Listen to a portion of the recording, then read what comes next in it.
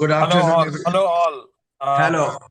This is Dr. Hello. Vasavada, and on behalf of APSS Education Committee Chair Dr. Ajoy Shetty, I'm pleased to welcome all of you to this webinar on lumbar fusion techniques, when and how we should choose a technique and decision-making process.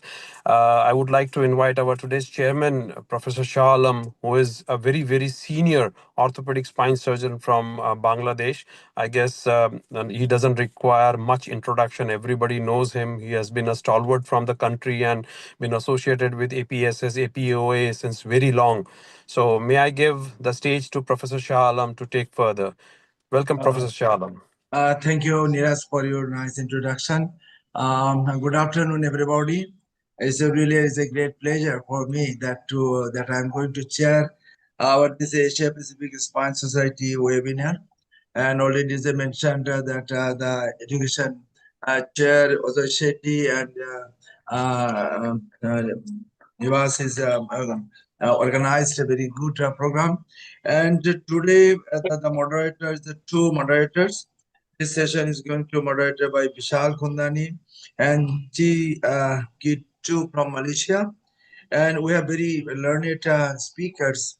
There is the featured speakers as Jacob Singapore, all of you know, and Gururaj from India, and Gaurav Dhakal from Nepal, and Gabriel Liu from Singapore, and Yudha Mathan from Indonesia. So it's my great pleasure to welcome all of you all. So I would request my moderator just to conduct the session. And as it is mentioned that our allocated time already given, and every speaker knows that. And I hope that they will finish their presentation, and after they know presentation, we'll summarize and we'll have our question and answer session, and we have a good discussion. So please start. Thank you very much. Thank you, Dr. Shah. Yeah, and I welcome you all on behalf of APSS Online Committee to this great webinar, a great beginning to 2026. And what other than spinal fusion, which is the workhorse of almost all spine surgeries happening in degen conditions and also to extended pathologies in lumbar spine. The problem with spinal fusion is that the more we talk about fusion, the more techniques evolve, the more confusion it adds. And this webinar in next 2 hours is all going to be talking about solving these dilemmas, clearing the mist from these confusions, which fusion works better, when, how it is to be done to increase the efficiency of outcomes, and how to make them more safer for the benefit of not only the fraternity but also the patients. TLIF, OLIF, ALIF, and the new kit to the block KLIF have all been the newer kits to the armamentarium and have made the life of spine surgeons easy. But today we'll just try to sort out with the white paper discussions and case discussions among the case presenters about which one works when and in the best manner, and how do we master these techniques. Without much ado, may I call upon Dr. Jacob, my colleague from Singapore, to please bring up his talk on what works the best with MIS TLIF, OLIF, ALIF, and KLIF. Over to you, Dr. Jacob. Okay, thank you very much, Dr. Vishal, and the rest of the APSS team. I'm just going to put on my slides here. Okay, can you see my slides? Yes, sir. Okay, perfect. Again, it's just great to be for such a nice team of APSS members over here, and all the surgeons spending time on the Sunday. I hope I can share some of my experiences in OLIF and TLIF and ALIF, and what has helped me throughout these years. So I wanted to set the stage straight. This is not a debate about which approach is the winner. A lot of times people know me as an OLIF surgeon and they ask which procedure are you going to choose? And the reason why I say it's not about approach is because not one size fits everything. You know, there's no one approach that conquers everything, and we need to know this. Every pathology is different. Every patient is different. So if you come to the surgery thinking that you're only going to do one type of procedure, you may do okay, but there are some kind of procedures that will be more efficient to treat the pathology. So choosing the right approach really is about the decision making, and that's what's going to change your surgical outcomes. So in this talk, we're going to find out which procedure will give us the added advantage that will make it better. Different doors, same room. We're all trying to use a different door to enter the disc. So this is what I mean. We all want the same objective. We all want neuro decompression. We all want a stable fixation. We all want good fusion and restoration of alignment. That's what we want to achieve, right? But how are we going to do it, and what makes it the easiest and most effective way? For example, this patient, she's got a 2-level spondy L3, L5 with some kyphosis. What are you going to do? Are you going to do an O-lift, T-lift, K-lift, A-lift? You know what? The truth is that whatever you choose and whatever you do, I think that if you do a good decompression, she's going to get better. That's the truth. But in modern day spine surgery today, 2026, we are not just aiming for better. We're aiming for perfection. We do not want a patient to come in and say they got a 10% improvement. We want a 99% improvement. We don't want them to use the stick. And we also want longevity. We don't not just want 6 months where she's pain-free. We want 2 years, 5 years, and 10 years. We want her to return to work faster within the month and go to play sports with the least amount of risk. This is what spine surgeons today should be striving for. So let's talk about the fusion techniques. And I would say that the MIC lift is really the workhorse of spine fusion. This is what I started with, and this is what I suggest, and I still do a lot of these. And this is why I suggest all the juniors to start off to do this. Why? Because it is simple, it is straightforward, it is safe, the anatomy is familiar. You're not doing an A-lift, you're not going to see any vascular structures, and it can tackle most cases of instability. And this was popularized by Kevin Foley, and this paper was in 2005, and it's got over 800 citations, very popular. Because it works, right? And to me, what you do is by when you take out the SAP and the IAP and see the traversing nerve root, and you see the exiting nerve root, to see Kemin's triangle, it is great for early foraminal stenosis and lateral recess stenosis, particularly when the patient has unilateral symptoms. The patient has a degen spondy, and it will be great for 1 or 2 level fusions, no doubt about it. This lady who's 70 years old, you can see she's got a good going grade 1 or 2 spondy, right? And after you put the tubes in and do a decompression, right, you will put in the screws, and you can see 2 small incisions for this lady, okay? And then it's very easy to reduce the listhesis. All you need to do is just play around with these extenders. If you need to reduce it or you want to do an in situ fusion, depending on the patient's osteoporosis and the screw catch, right? If you want to reduce it, lock the L5 screw head first, and you can see this is L4. You can see that black line over here. What happens is that it is remaining at the same spot, but the screw is actually pulling upwards. The caveat to this is make sure you hold that reducer tight so you can pull that screw up. And you can see how the T-lift works and the reduction taking place. And you can see at full reduction of the listhesis, and this has stood the test of time. This is a Singapore paper, it was done in 2009, and up to 5-year outcomes. There have been really good decrease in hospitalization stay and low complication rates. And now we use it for our ERAS cases as well, and they go home in about 2 days. But I like to say that nothing is perfect, and there were really some limitations with the T-lift. The biggest problem was really the small cages, and those people who have done using the T-lift knows it. So look at this picture on the right. It's a flat cage, it's a bullet cage, 22 mm is peak. And because of that, fusion rates were slower, okay? And it will give you a flat back. And sometimes, a lot of times, if it doesn't fuse fast enough, there's a lot of point loading on this small little cage, and it causes subsidence as well. And although it's okay with most patients, I would say in patients with osteoporosis at L5S1, in the deformity cases, you're going to get challenges. And these are the patients that we kind of see in our population who are elderly, right? They're a bit kyphotic, they got multi-level problems. And that's where sometimes the problem started creeping in.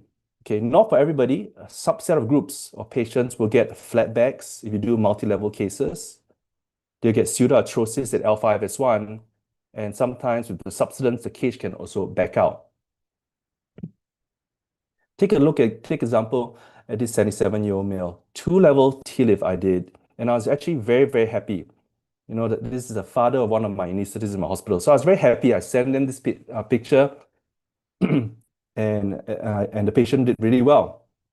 Immediately post-op, 1 month X-rays were fine, but straight after 3 months later, you can see the cage, or actually the cage subsided, and the reason is because this patient had osteoporosis. So sometimes it's hard to predict, you know. You may do a good job with the decompression, put the cage and the screws in the right position, but the bone quality is poor. How can we predict which are the cases that don't go so well? Another one of my T-lift complications, again, L5S1, you can see there's a 2-level stenosis and a deformity at the hemicurve on the right side, L5S1. I did this about 5 years ago, and I don't think I'll do these kind of things again. But you can see L5S1, I put a small cage because the anatomy wasn't favorable for a lateral cage. And notice one thing after a T-lift, when you take out the SAP and IAP, there's less support on the affected side that you done to put in the cage. And you can see it's curved to one side. Another thing I noticed is that the level above, because you got a large cage, it fuses really fast. And now you got like a solid block above and a solid block below, and they've gone to pseudoarthrosis really quick. And that's why this patient had ongoing back pain. Fortunately, he waited and he persisted. And now at 5 years, he's okay because I think there's new bone growth happening. So I would say that pseudoarthrosis rate is a problem, especially in longer constructs, right? And it goes up more as well. And sometimes if you look at the literature, you can see 25% revision rate may be required for MIs T-lift up to 5 years. And a lot of these were due to pseudoarthrosis and subsidence as well. So while T-lift, I'll say, is great for most of the cases, maybe more than 80 cases, we still need to think, we still need a better fusion rate, we need less subsidence, we need a bigger cage, and we need more lordosis. So is there an alternative to this? I think that's where the A-lift sometimes can be helpful. Now the A-lift has been done for a long time, up in the 1930s. And the reason why many people like it is because for two things. One, we talk about the problem of T-lift at L5S1. It's great for L5S1 because of the fusion rates.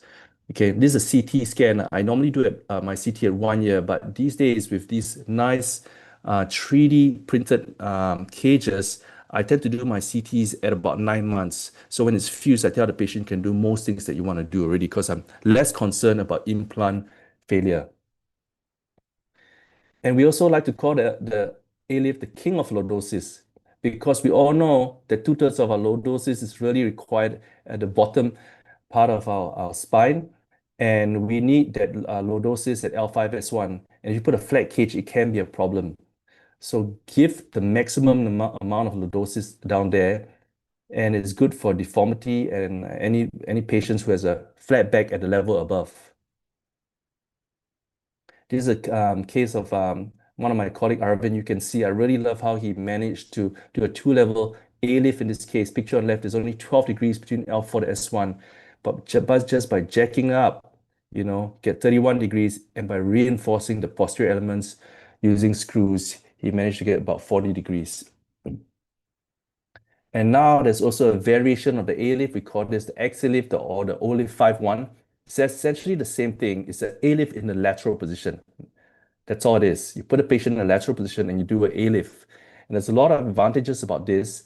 You can do a multi-level surgery at one go by doing an O-lift 2-5 on the side. And then you can do a 5-1 cage on closer to the midline. And here it is. You can see I'm sitting down. One incision has been made for the lateral surgery. Another incision we made closer, about 4 cm or 4 finger breaths from the ASIS. And that's the view you can see. You can jack up the space very nicely. And the cage goes in. and it lines up nicely like that. And this is just the video that shows you how it looks inside. You can see everything is nice and clean, but you need to really check on the vascular anatomy. So L5S1 is favorable in most cases, but for some cases, you can get the iliac vein can be in the way. And this recent study that's published last year, 2 years ago, and it shows even in a very well-established center, vascular injuries can happen in about 7.1% of cases. And one of them, unfortunately, they have a death as well. So when you do an ALIF, while it's really, really good for L5S1, the problem has always been the vascular approach. And especially if you do 2 levels, you can see you're really mobilizing the iliac vein and the aorta all the way up. So you need some sort of a lateral approach surgeon to help you. So I would say the ideal situation for the ALIF is you've got failed posterior surgery and you want to come to the front for a larger cage placement to get that lordosis, especially if the patient has a flat back.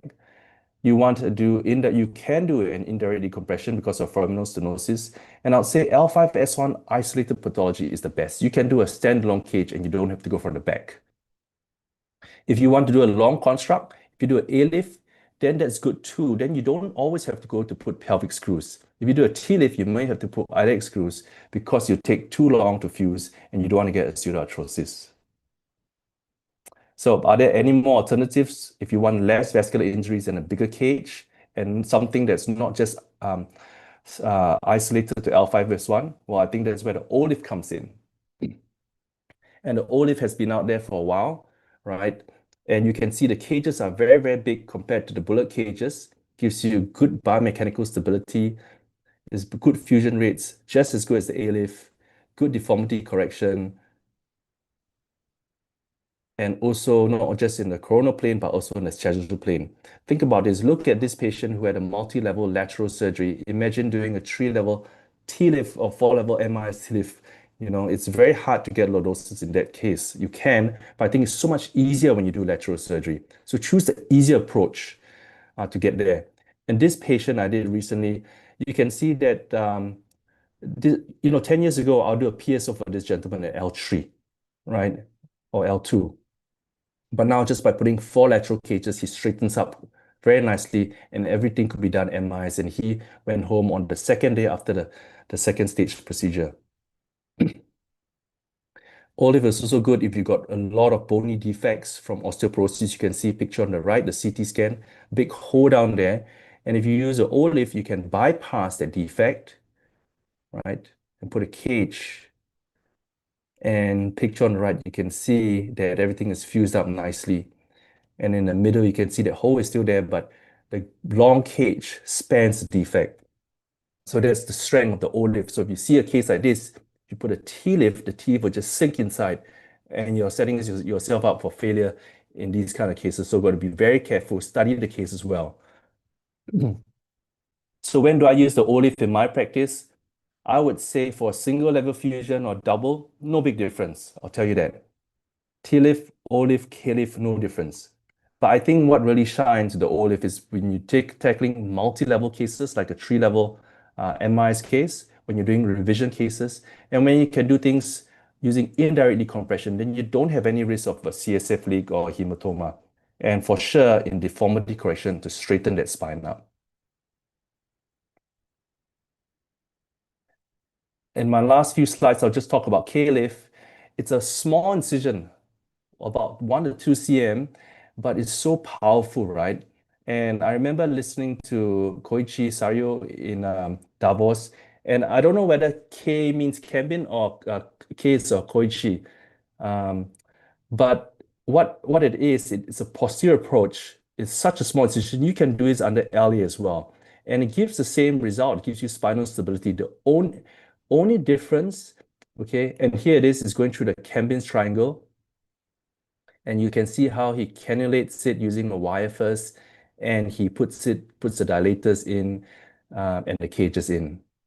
And this is taken from, thanks Niraj for this.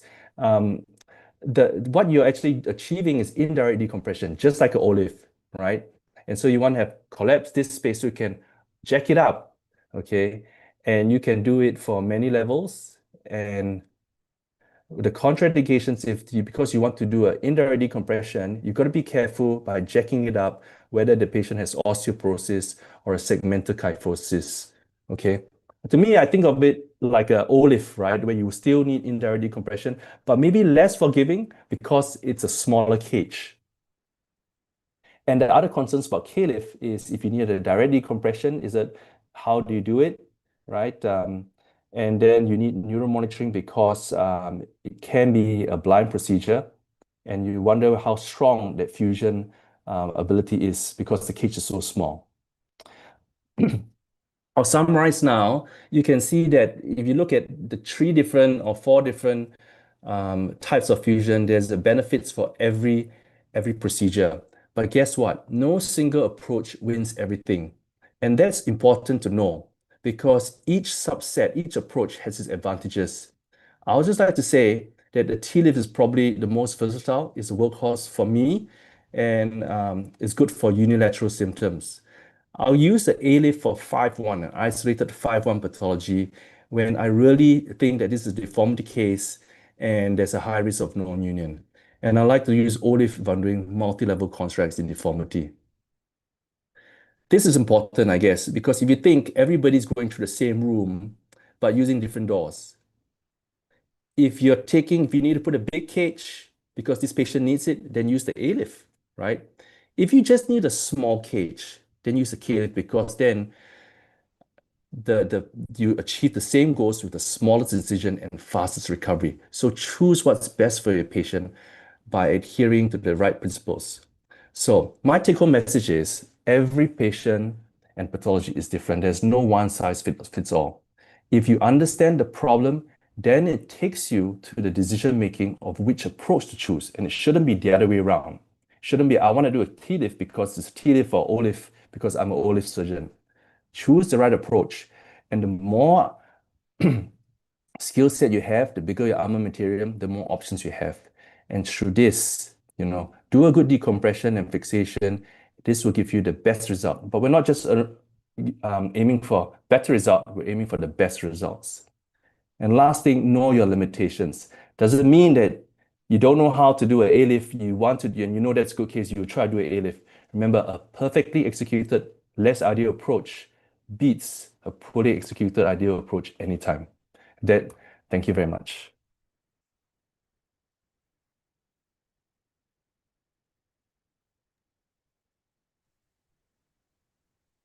Thank you, Jacob, for a nice presentation. Thank you. So, Vishal. Yeah, thank you, Jacob, for a wonderful presentation. I think we have time for 2 questions we can take from the audience. OrthoTV, if there are any questions. Otherwise, I have a question for Jacob. Okay, may I, if Chee permits, Chee, can I take a question over here? Yeah. Okay. Oh, sure. So, Jacob, what is your workload? I mean, so if you're doing 100 lumbar fusions for a single or 2-level pathology, for example, if you're doing a listhesis, single level in a young patient, what is your approach? How do you start working around in decision making? You mentioned about the importance of decision making. Are there some anatomical corridors that you go through? Are there some contraindications that you actually rule out first and then plan the thing, or no? This patient, young patient, I want to create lordosis, I want to prevent ASD, and this is the most minimal invasive, so I'll take this approach. What is your protocol in doing these cases, and what is your workload? Out of 100, how many you do MIS, how many you do O-lift, how many you do K-lifts? That's a great question. I think it's changed. For single level fusion, most of the time I'm thinking whether it's an O-lift or T-lift, right? I think majority of the time a T-lift works very, very well, right? But sometimes the only concern for T-lift is that it's a fusion and whether the cage subsides, right? And whether they got hematoma and CSF leak. So to me, if it's a single or double level problem, if I can get indirect decompression, right? If I can get, if I need more lordosis, if the corridor is okay, for double level, I would definitely go O-lift first. But if a single level, it doesn't really matter. Sometimes I do a MIS T-lift, sometimes I do O-lift. If a patient is 80 years old, Vishal, just do a T-lift, done, settle, single level problem, easy. Right. Right. And have you noticed that over the years, like you are one of those guys whom we have seen doing open T-lifts also, MIS T-lifts also. We have seen you evolving into the master of O-lift, and you also have a fair hand on K-lift and the newer procedures, A-lift as well. Have you noticed that your outcomes or reoperation rates, the outcomes, the satisfaction, and the reoperation rates have changed significantly over this last 2 decades since you have started working? I definitely find that I've got less ASD for my O-lifts, for sure. Right? T-lifts, I noticed that you like the case I showed, they will subside. And if they subsided, they will get ASD maybe 2 or 3 years down the line. So I follow my patients up to 10 years. So I can see that there's a trend. I'm more confident in my lateral surgery, but T-lift, they also do very, very well. Yeah. So outcome and satisfaction remains the same. The reoperation rates and ASD rates are lesser with the newer techniques. I feel maybe because as I become more senior, then I pay more attention as well. Right. But So do you think the same graph would be followed or achieved by people who have only done MIS T-lift? Because there is a learning curve of the surgeon as well. As they grow seniors in the same technique, though it may be less ideal, but they achieve more perfection and subverting the learning curve of other ideal procedures, like in a last line from the I submission. feel that if they have mastered the technique well, give me a second. I feel that if they mastered the technique well, over time they'll decrease their revision rates. One quick last question. Regardless of the procedure. Yeah. I feel. One quick Because if I trap do my question. T-lifts now, they also get their revision rates also get it's less. Yeah. One quick trap question. Your talk summarizes on the size of the cage and the lordosis achieved by O-lift and A-lift as the most prominent advice to do O-lift and A-lift. Now with the advent of expandable cages, hyperlordotic cages, we can actually put in up to 20 millimeter, 22 millimeter of cage with a larger footprint through T-lift approaches also. Is that going to pull you back to a conventional, more safer, simpler, less complicated MIS T-lift approach now with the advent of newer cages? Yeah, I think that's another excellent point. I think that it probably won't pull me back because it's still so easy to put a big lateral cage from the side. Coming from a T-lift to put, I know you can put a big T-lift from the side, but I don't think you can put it for all patients. Sometimes you may still worry whether the exiting nerve root is very close by, may hit the nerve, and you probably have to be very skilled to do that kind of procedure. What you want is for a beginner or an early adopter to just put in those large cages easily. I think that's what I feel, right? Thank you, Jacob. Thanks, Over to Vishal. you, Chee. Thank you so much, Thanks. Jacob. Yeah, thank you, Vishal and Jacob. Yeah, I think because in view of time, we'll move on to the next speaker. The next talk will be given by Dr. Gururaj, who will be talking on a different perspective. What does not work with T-leaf, O-leaf, X-leaf, A-leaf, or K-leaf?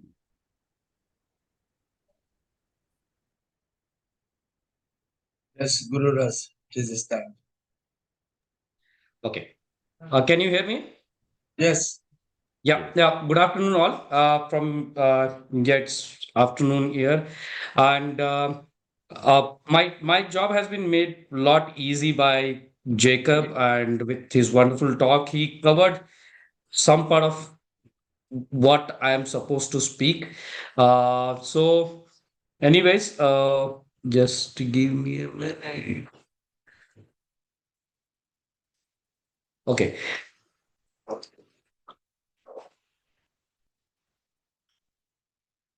And can you see my slides? Yes, it's okay. Yes. Oh, okay, thank you. So, yes, Dr. Jacob covered what works best with different approaches, and let's see what are actually what doesn't work or what is where in which scenarios these procedures are kind of contraindicated. So we all know that the MIS procedures, all these procedures came up with the promise that They will reduce the tissue trauma, minimize blood loss, accelerate patient recovery, decrease hospital stay. But then each and every procedure, like Dr. Jacob also stressed, they were not one procedure designed for all. They had their own limitations. They had their own distinct complications. So that is why it is very important to understand what does not work with what procedure, so that you can appropriately select appropriate fusion procedures for a properly selected patients for a appropriate diagnosis, so that we can actually increase patient safety. Coming to MIS TLIF, so we all know that MIS TLIF till now, I would say it's a gold standard. It works in most of the scenarios. Maybe in 80% of the disease processes which you operate, MIS TLIF does work. But then absolutely it's kind of doesn't work when you want to do a multi-level deformity corrections and fusion. So especially when you have a sagittal plane deformities, when you have a flat back, when you have a lumbokyphosis. So MIS TLIF really is not the workhorse there. You have to do one of those anterior to psoas procedures to correct your sagittal balances. Whenever you require major anterior corrections, even though it might be a single level where you want to achieve a good lordosis, again, MIS TLIF really doesn't work. It can create a flat backs like this, if at all you want to correct those sagittal deformities. And it is relatively contraindicated or doesn't work when you want to do in a high grade spondylolisthesis. People who are very well versed or people who are experts in doing MIS surgeries, they might barely negotiate to do a high grade spondylolisthesis of grade 3. Grade 3 is okay, grade 4 and above, it's very difficult to use MIS TLIF for high grade spondies. And severe osteoporosis, where if you don't have a proper instruments where you can cement augment or you have a dual threaded MIS screws, again MIS TLIF might fail.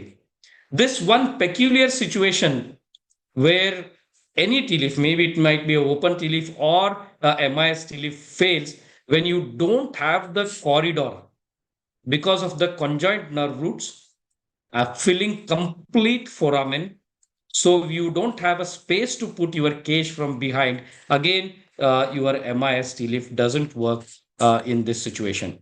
One of the examples, this case will set ball rolling for coming approaches. You can see this mild sagittal deformity with coronal deformity there. So these cases very difficult to basically do with MIS TLIF. You can do a good OLIF here and then do a MIS percutaneous pedicle screw fixations and then get them corrected very well. So particularly in these situations, the OLIF scores more than TLIF. But then OLIF also comes out with its own disadvantages because OLIF doesn't work when the anatomy really doesn't permit you to access through that corridor. The main problem where OLIFs don't work is when you don't have the corridor. That is non-existent corridor like this in the picture. Usually you have such a big corridor, but then like this, if you don't have a corridor, you will not be able to execute OLIF. You might have to switch to a ALIF or XLIF in these situations. And then, especially in L5S1, it becomes sometimes difficult because of blocked, basically common iliac vein, which is not getting mobilized. Then you will not be able to do a L5S1 OLIF there.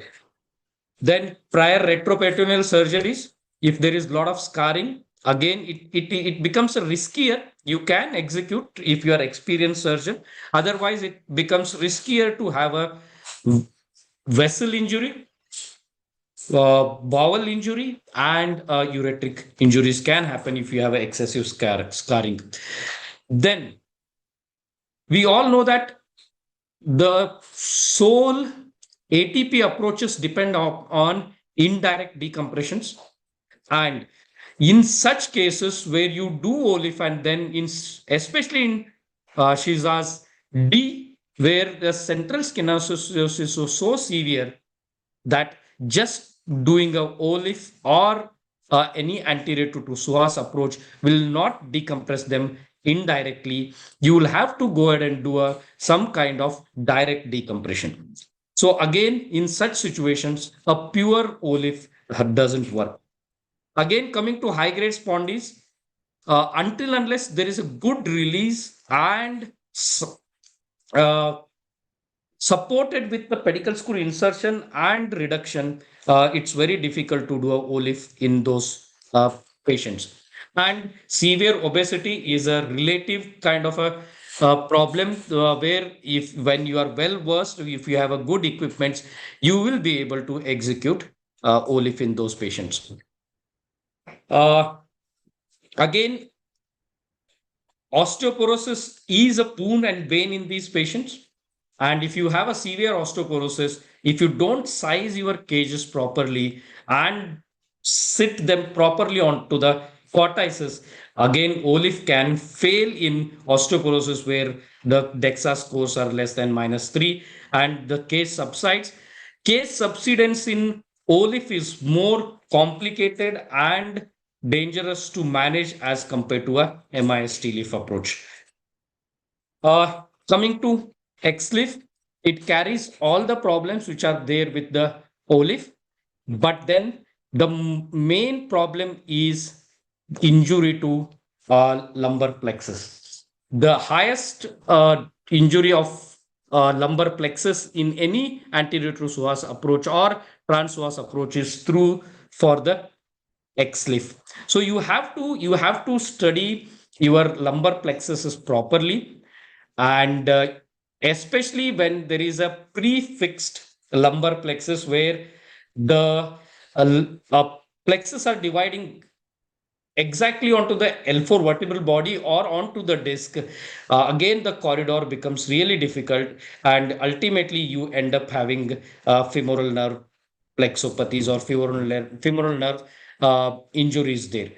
And then again, same like OLIF, central canal, if Shiza's form D, you will not be able to decompress them indirectly. And you have to be careful when you have excessive rotations like this. Your plexus also can rotate along with it or might not rotate along with it. Then again, this increases the chances of having a lumbar plexus injury. So these cases, we have to be careful, or we have to choose a different approach compared to XLIF. Coming to ALIF, the major problem and the advantage is the access, and the major complication or problem where ALIF doesn't work when you have major vascular diseases, especially atherosclerotic vessels, where it is the vessels are very difficult to mobilize and work around with them. And if you have any prior abdominal vascular surgeries, that again puts them at a high risk. A severe obesity, again, is a problem. And there is a basically vascular anatomy which can be variable. And especially a left common iliac vein is the main problem, which can lie into the central zone and the paracentral zones as depicted in this figure. You can see zone 1, zone 2, zone 3. If that lies onto the zone 1, it's very difficult to access your L5S1 disc and mobilize this common left common iliac vein, which increases the chances of bleeding, which increases the surgical timing. So it becomes difficult to access in those cases. And ALIF in a good exaggerated pelvic incidence and a lumbosacral kyphosis. It's an approach problem.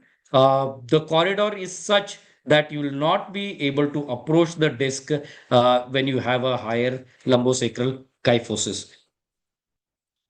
Coming to ALIF, this requires most of the times an access surgeon, and because vascular injuries can be more than in any other procedures, you might have to a vascular surgeon on standby.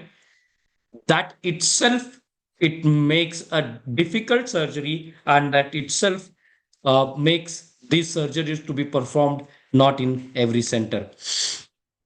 And then a new kid on the block, that is CALIF. We know that it's emerging. Still, there is a lot of data to be collected. It has got its own limitations. Again, it has all the advantages of a ATP approach, but then the approach itself is posterior to the psoas. You can do an indirect decompression, but again, if you have C and D, sometimes you will not be able to decompress just by doing a CALIF. If you have a larger disc herniations which require disc excision, again, you will not be able to do. Patients who have rest pain, if you just do a CALIF, it usually fails. If you have a severe facetal arthropathies, you will not be able to jack up the disc. Again, the CALIF fails. If you have a segmental kyphosis, this is not as robust as a OLIF or ALIF in achieving a segmental lordosis. So again, if you have a pre-existing kyphosis, this is not the ideal procedure. And again, severe osteoporosis, high-grade spondyes, and if you have a large sagittal deformity correction, still OLIF is the workhorse. So the complications itself make these procedures unviable. XLIF in all these procedures has highest neurological burden. OLIF might have sometimes have transient neurological problems like paresthesias, and MIS TLIF has its own disadvantages like dural tears, paraspinal muscle denervations, limited capacity of achieving a sagittal balance or achieving a segmental lordosis. Also, it also has more post-operative pain as compared to any other ATP approaches. ALIF, as we discussed, it has got a higher degree of vascular incidences, and case subsidence is more common in ATP approaches rather than TLIF, because usually we tend to oversize cages in these procedures because we want to achieve a good lordosis. We want to correct the deformity, and most of these cases are done in elderly age group. Ultimately, case subsidence is found practically, not theoretically, practically found to be more in anterior to psoas approach. I think this slide was put up by Dr. Jacob also. So these are the advantages and disadvantages. So how we can mitigate what works and what doesn't work? So we have to do an advanced good preoperative planning by doing maybe a CT angiography and study your vascular anatomy properly, assess your neural elements properly, standing radiographs for assessing sagittal alignment. Intraoperative neuromonitoring is very important, without which you cannot do a XLIF case. And as pointed out by Dr. Jacob also, what best works in your hand. And if you are well versed in doing MIS TLIF, that will work better than doing a shoddy job by doing a OLIF or a ALIF. And most important is, when you are well versed with all the approaches, a good patient selection, and whenever it is required, not doing a heroic surgeries and combining these procedures ultimately achieves patient safety. Thank you. Thank you very much. Thank you, Guru. Is there any questions from? Thank you, Dr. Guru. May we have some questions now from the dais? Yeah, if Chee?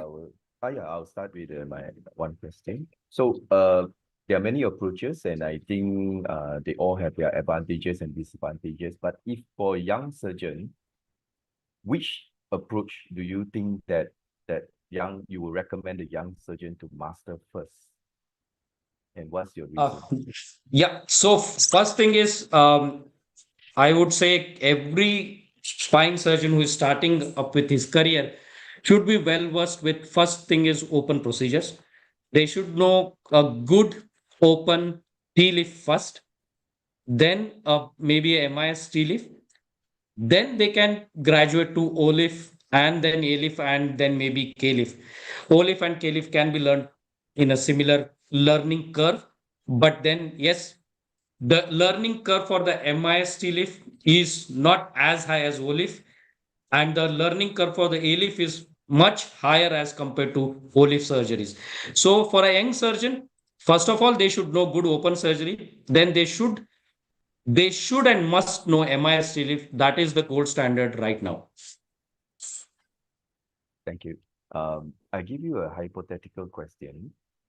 You say that there are certain situations where olive is not a favorable choice because of the access.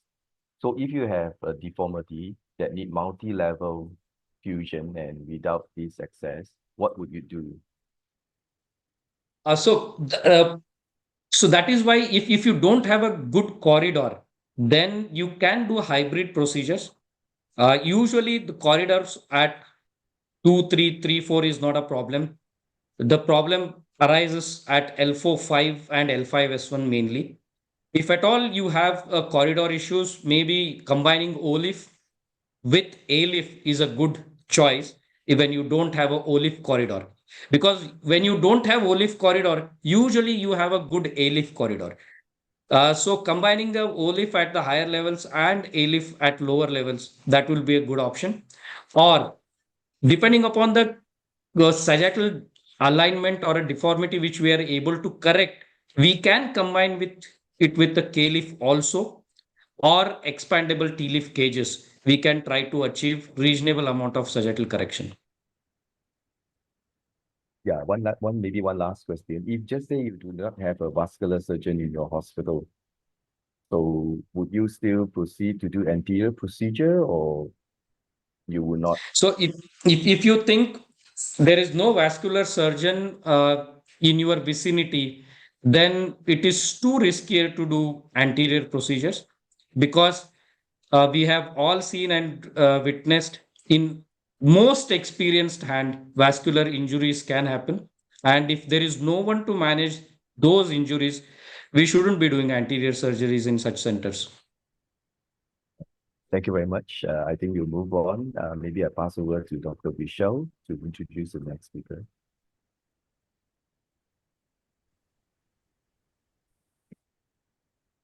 Dr. Vishal?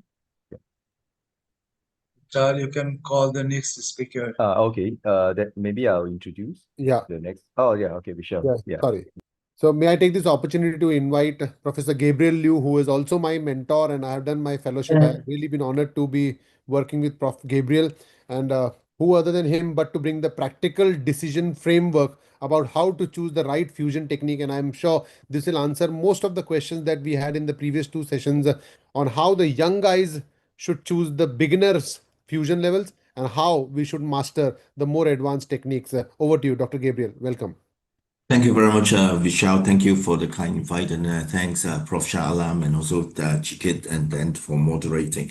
And particularly want a big shout out to Niraj and then for giving me this topic that I need to think about what to talk about. Now, I have done the you can see my slide. Yes, you can see. Yeah. Yes. Okay. So, and then I think the topic given to me is how to choose the right fusion techniques at a practical decision framework. I think as Jacob have talked about, I mean, there's no really right or wrong wrong fusion techniques. I think so. What I would really change the topic to is how I would choose a fusion technique to a certain extent. While there's no right or wrong for the technique, there is a right or wrong to do indication for fusion or not. Majority of the situation to do a fusion is that when there is instability. For cases really don't have instability, you might not want to do a fusion for that matter. As the two previous speakers have excellently presented various different approaches, which is broadly divided into posterior approach and anterior approach, and then the posterior approach is facet fusion, and then posterolateral fusion. An anterior approach can be A-leaf, and a lateral interbody fusion may be ox-leaf, X-leaf, and in my practice, I do what we call ox-leaf, which is an X-leaf done in an anti-psoas position. To look at the fusion techniques, I think I will look into a very different concept. The first one is biology of the fusion bed, the biomechanics of the fusion environment, and particularly maybe think about the neurocompression as you mentioned earlier on by the previous speaker. The number of level of pathology I think makes some difference, and the type of deformity and some special needs as mentioned before. The biology of the fusion is really started with the posterolateral fusion and the facet fusion, which looks like this, and then particularly the interbody fusion, which contains fusion techniques like this. And the advantage of an interbody fusion is really has a very vascular environment, a lot of cancellous bone, and as you know, most of us are orthopedics in here. There is a compressive environment, and in a compressive environment, it is actually helped to do fusion as opposed to a posterolateral environment. And also with the annulus and the circumference of the disc, it helps to contain the graft better, create a better scaffold for the fusion to occur in there. The more stable the construct, obviously the better is the fusion. You have posterior fusion, anterior fusion, 270 fusion, which is a T-leaf, and PLEAF, and then 360, which is front and back surgery. And then the more you have, the more stable it's going to be. The concept of fusion, which one is better or not better, in the last 20 years ago is well defined to a certain extent, and in the last 10 years, the concept is similar. Interbody fusion is usually better than posterolateral fusion, and 360 is better than the T-leaf, but may better than the A-leaf, and definitely better than posterolateral fusion. And then the graft type has been described, and the more fusion level that you do, the less fusion it might occur to a certain extent. Biomechanically, if you look at it, in the lumbar spine, majority of the forces going through the anterior column, and therefore reconstructing the anterior column do make sense to allow for a better fusion, better reconstruction of the lordosis, as per what we talk about by the various different techniques over there. But I think the fundamental concept between the T-leaf, PLEAF, and a lateral lumbar interbody fusion is the concept of the fact that the cage in the lateral lumbar interbody fusion has to be from rim to rim. And then by having to rim, it's really situated on the very hard portion of the bone of each segment. And because of that, it avoids the subsidence that as mentioned before, and then it probably have allowed a better reconstruction power that is required.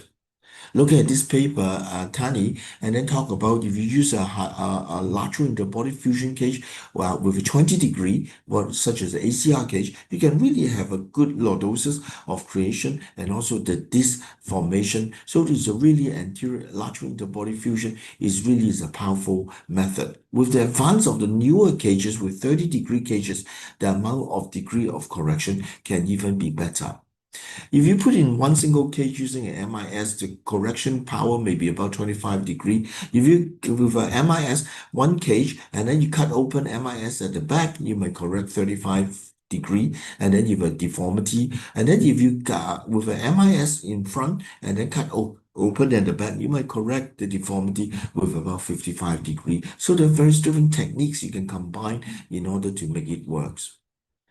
Neural compression, I think, is important. And then in terms of selection, the fusion method, as we touched on by the very speaker just now in the Q&A, the location of the compression, I think, is important. Is it static or dynamic compression is important. The amount of degree of compressions is important. For example, the compression can be very little, but if it's a dynamic compression, it may still be significant, and therefore the choice of fusion may be different. And then also the pathology of the compression may be also important to look into. And this will lead you to the question, whether can I afford to have direct decompression, or should I be doing indirect decompression fusion techniques? So looking at the canal stenosis, there's a central canal stenosis, retrocrecent stenosis, particularly it's foraminal stenosis. I think that is one need to pay attention to. And whatever techniques you do, if the stenosis is behind the vertebral body and is a congenital stenosis, whatever you do in the disc space is not going to work. You have to decompress the entire vertebral body, maybe anterior and posterior, that type of techniques. And anything with a foraminal height loss than 50 millimeter or posterior disc height less than 4 millimeter, you have risk of foraminal stenosis, which you may need to address that. The dynamic stenosis is shown in here. You can see that when you do a flexion extension, the foramen closes up, and this might cause a problem.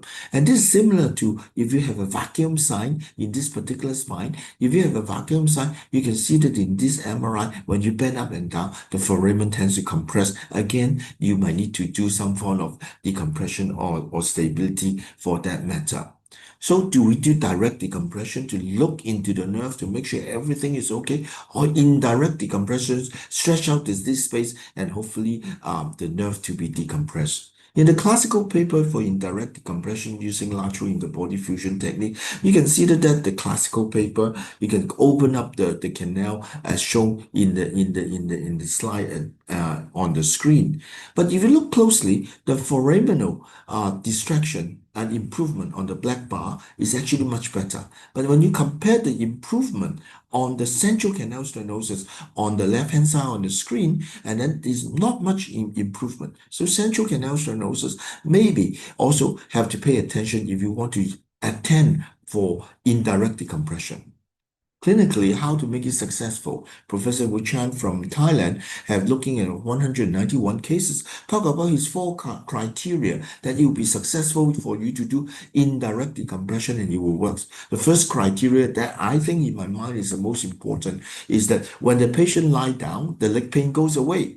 And also the component including the reducible disc height, and also no profound weaknesses in the leg, and also no static stenosis, a lot of bony bar and cysts and things like that. In his series, the failure is that when there's osteopenia and the disc height cannot be restored and the disc height is very narrow, and then this might be the chances that the indirect decompression may not work.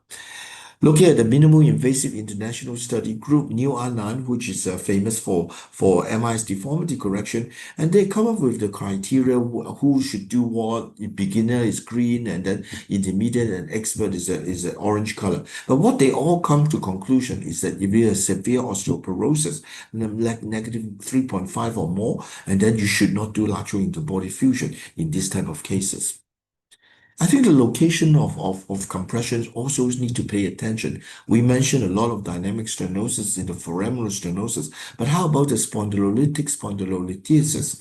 Particularly, you look at the foramen. If most of the time that they have a degeneration over there, there's a fibrocartilage over that area causing the direct compression. Even though you distract anteriorly, and then for the foramen, the fibrocartilage and adhesion, and they must still be there. And especially if you see if there's a hook at the tip looks like that, which is shown on the slide, I'm not sure how the indirect decompression can actually give a long-term result. And often in these cases, the posterior lip may also be bulging in as well, and therefore this actually causes irritation of the traversing and exiting nerve root at the same time as well. And therefore, in my practice, I mean maybe a posterior approach would be better.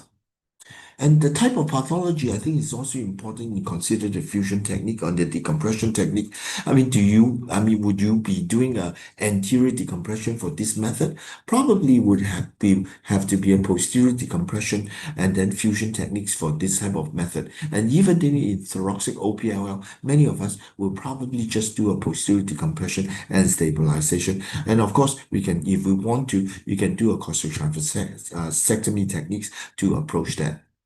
I think to add to the equation, and then the number of levels is important. I think single level, most of us, as per all the speaker have already talked about, will do that.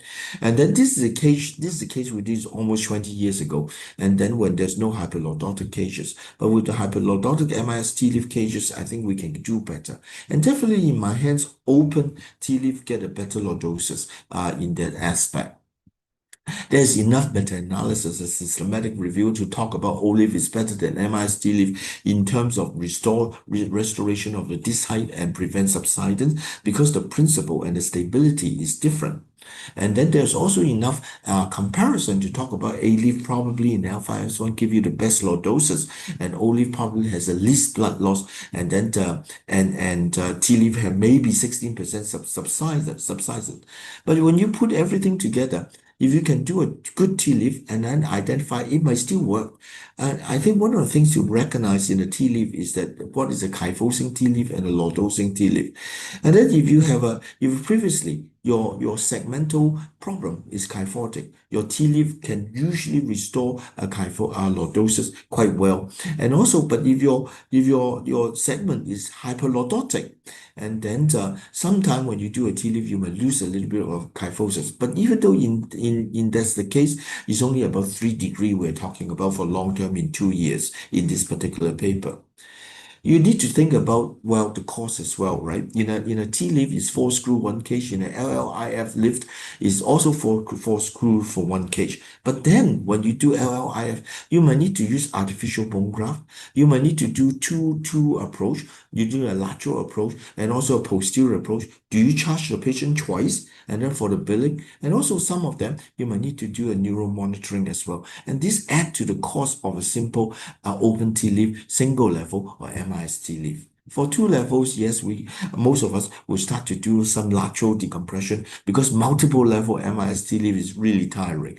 And this is a picture that we do the single position long time ago before navigation even comes, and then in this aspect. When it is multiple level, yes, we do multiple, but we tend to move more towards the lateral interbody fusion for indirect decompression on the upper level. For most of the patient with this type of patient, they really have an L5 pain, and then really concentrating on L4-5 decompression would probably be okay, and indirect decompression and deformity correction may probably be okay on the upper portion of the curve.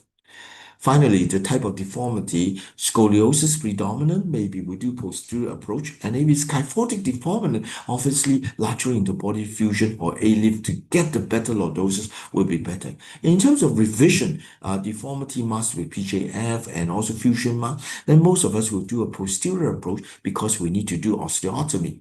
So this is a 15 years old AIS curve, and then this is what you do. I think most of us would not do anterior approach for this type of cases. But however, in the adult deformity, in the posterior approach, and then if it's mainly predominantly scoliosis, then we might tend to do a posterior fusion, but T-leaves at the bottom at maybe 4-5-5-1 to stabilize them, and this is what you get after the surgery. However, if the patient is predominantly kyphotic, and then so all the lateral interbody fusion techniques will be useful, and then for decompressing the spine, and then to improve on the alignment for the correction for the patients. Finally, if there's a revision of the surgery, and then doing a PSO, and then to probably have to do a posterior approach in order for them to work in here. Finally, there might be some miscellaneous condition that might govern these particular techniques. Currently, if there is adjacent level problem, I tend to do lumbar lateral interbody fusion. This is a patient with dynamic instability. We did an oxlip 2 level for the patient. 2 years later, they develop into adjacent level problem, and then we put in another cage to stabilize the spine. The old days is that we have to take out the rod, take out the screw, extend the thing, decompress. But nowadays, we just put in the cage and just slide and then go home the next day. And then, but in terms of osteoporosis, may also be a special concern. And then in this situation, the fusion and the reconstruction, the power of posterior fixation alone may not be strong enough. You really often need an anterior column reconstruction and a posterior column reconstruction for that. So in summary, how I choose the fusion technique, maybe I look at the radiology, the biology of it. In the body fusion is always better than posterolateral fusion. The biomechanics, the location of the neural compression to help me to determine I need direct decompression or not. And then the level of pathology is important, and so on. And for me, one level, like the previous speaker, I tend to do MIS T-lift or O-lift, and then 2 level, maybe T-lifts, and then maybe 2 levels O-lifts or ox-lift that I do. And then 3 level, I tend to move more towards the lateral interbody fusion. And deformity is as per what we talk about. And sometimes, if there's a special needs, then we need to consider as well, then you would tend to move towards the anterior column reconstruction techniques. Thank you very much for your time. Thank you, Gabriel, for a nice Thank you, Prof. presentation. Gabriel. Very wonderful presentation. Maybe I have now questions for Prof. Gabriel now. Chee, any questions from the slot? Maybe I ask something that I want to ask all the speakers. All the speakers mentioned about osteoporosis. So how do you tackle this issue? Because any fusion technique with fixation, osteoporosis is the main enemy of implant failure and possible complication. So what would you do if there is osteoporosis in this patient?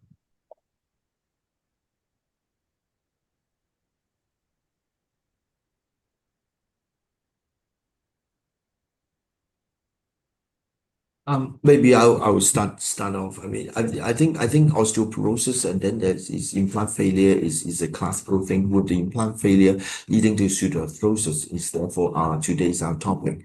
So in most of the osteoporosis talk, and then especially what we call the neglected deformity, i.e. those who have fracture and then it's healed in an abnormal position, and now you need to fix it. And then in this particular aspect, the concept, most people will consider anterior column reconstruction together with a posterior fixation.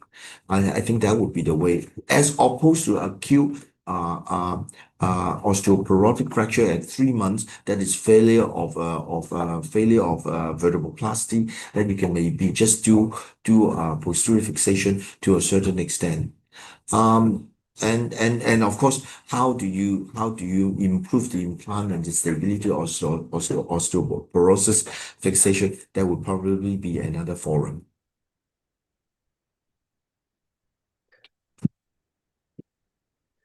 Chikit, I just like to add, in patients with osteoporosis, everything that Gabriel said, but I think the technique is very important. I'm very careful with my disc prep, especially with the lateral surgery, because it's so easy just to use the cops and dig into the end plate if it's soft.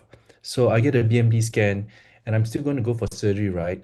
I may give them some anabolic medication like romosozumab first, but the main thing is that during the surgery, I don't use the shavers, I don't oversize the cage, and now I use fenestrated screws to stabilize the implants a little bit more, and helps to offload to protect the cage from substance. So these are my strategies.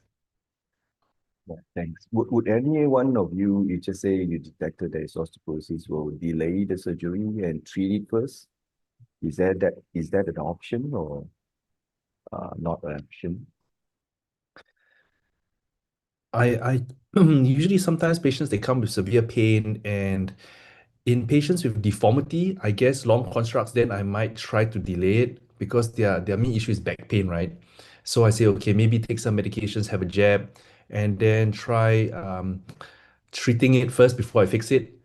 But if it's a single level fusion, I probably want to get the decompression done early so they can mobilize. Otherwise, they just get more deconditioned, they get weaker and weaker. So single level, not a major issue. I may not delay it, just got to be careful with the technique. Long fixations, yes, I think you raise a good point there. I may consider holding off maybe about 6 months. Gabriel?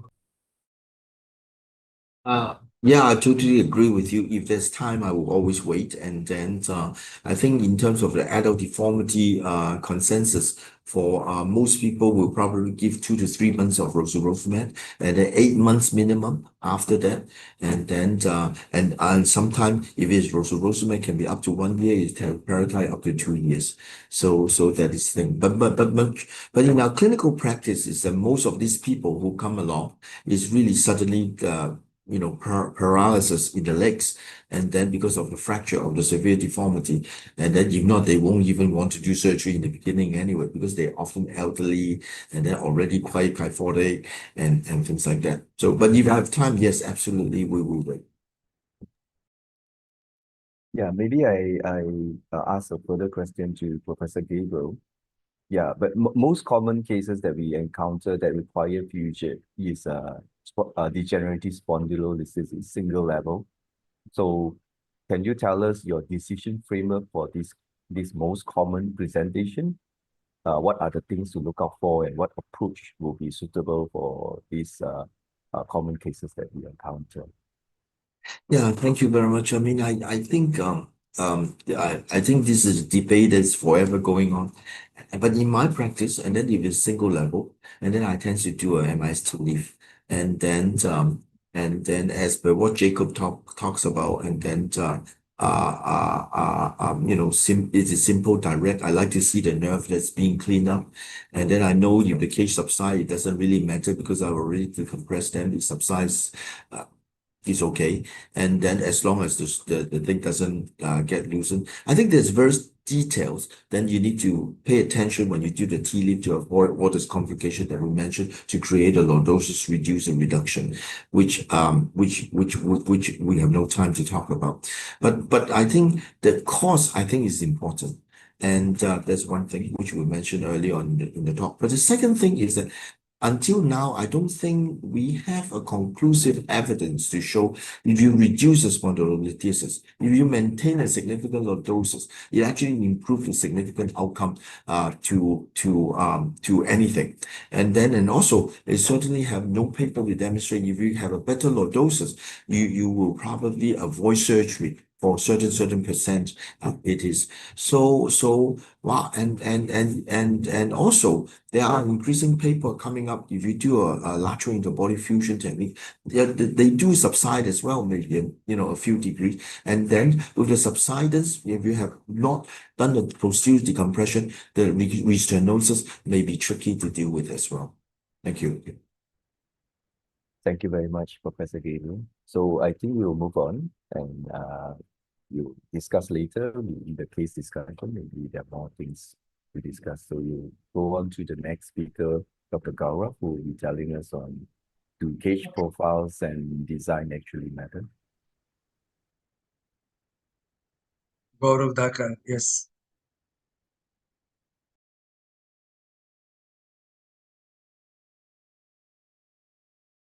Gaurav, your mic. So I've got the recorded video because my internet bandwidth is limited. I request the APSS secretary to please play the video.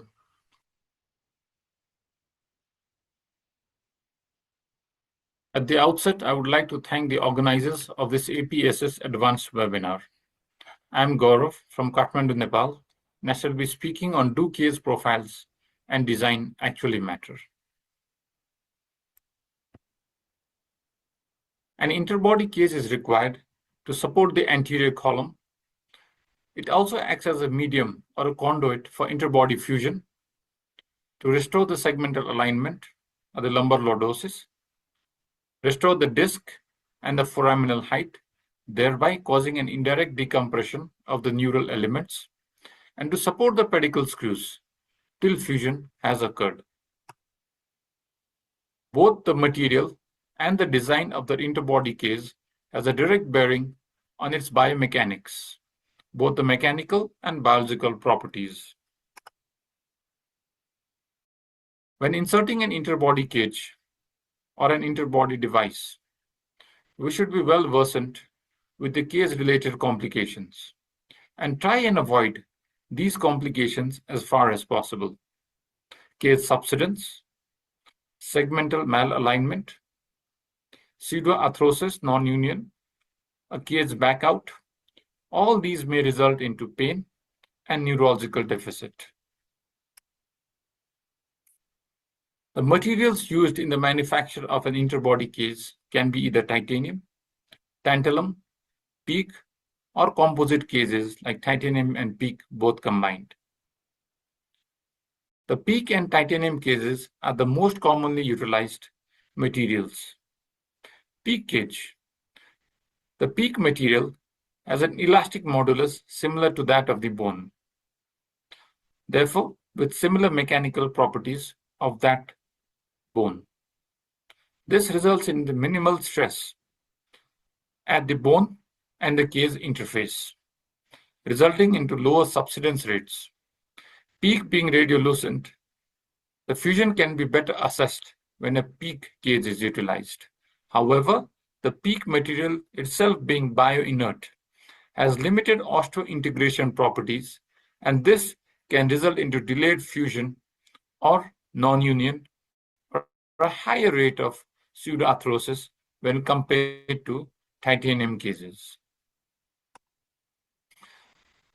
The material titanium has higher osteointegration and a better fusion rate when compared to that of the PEEK.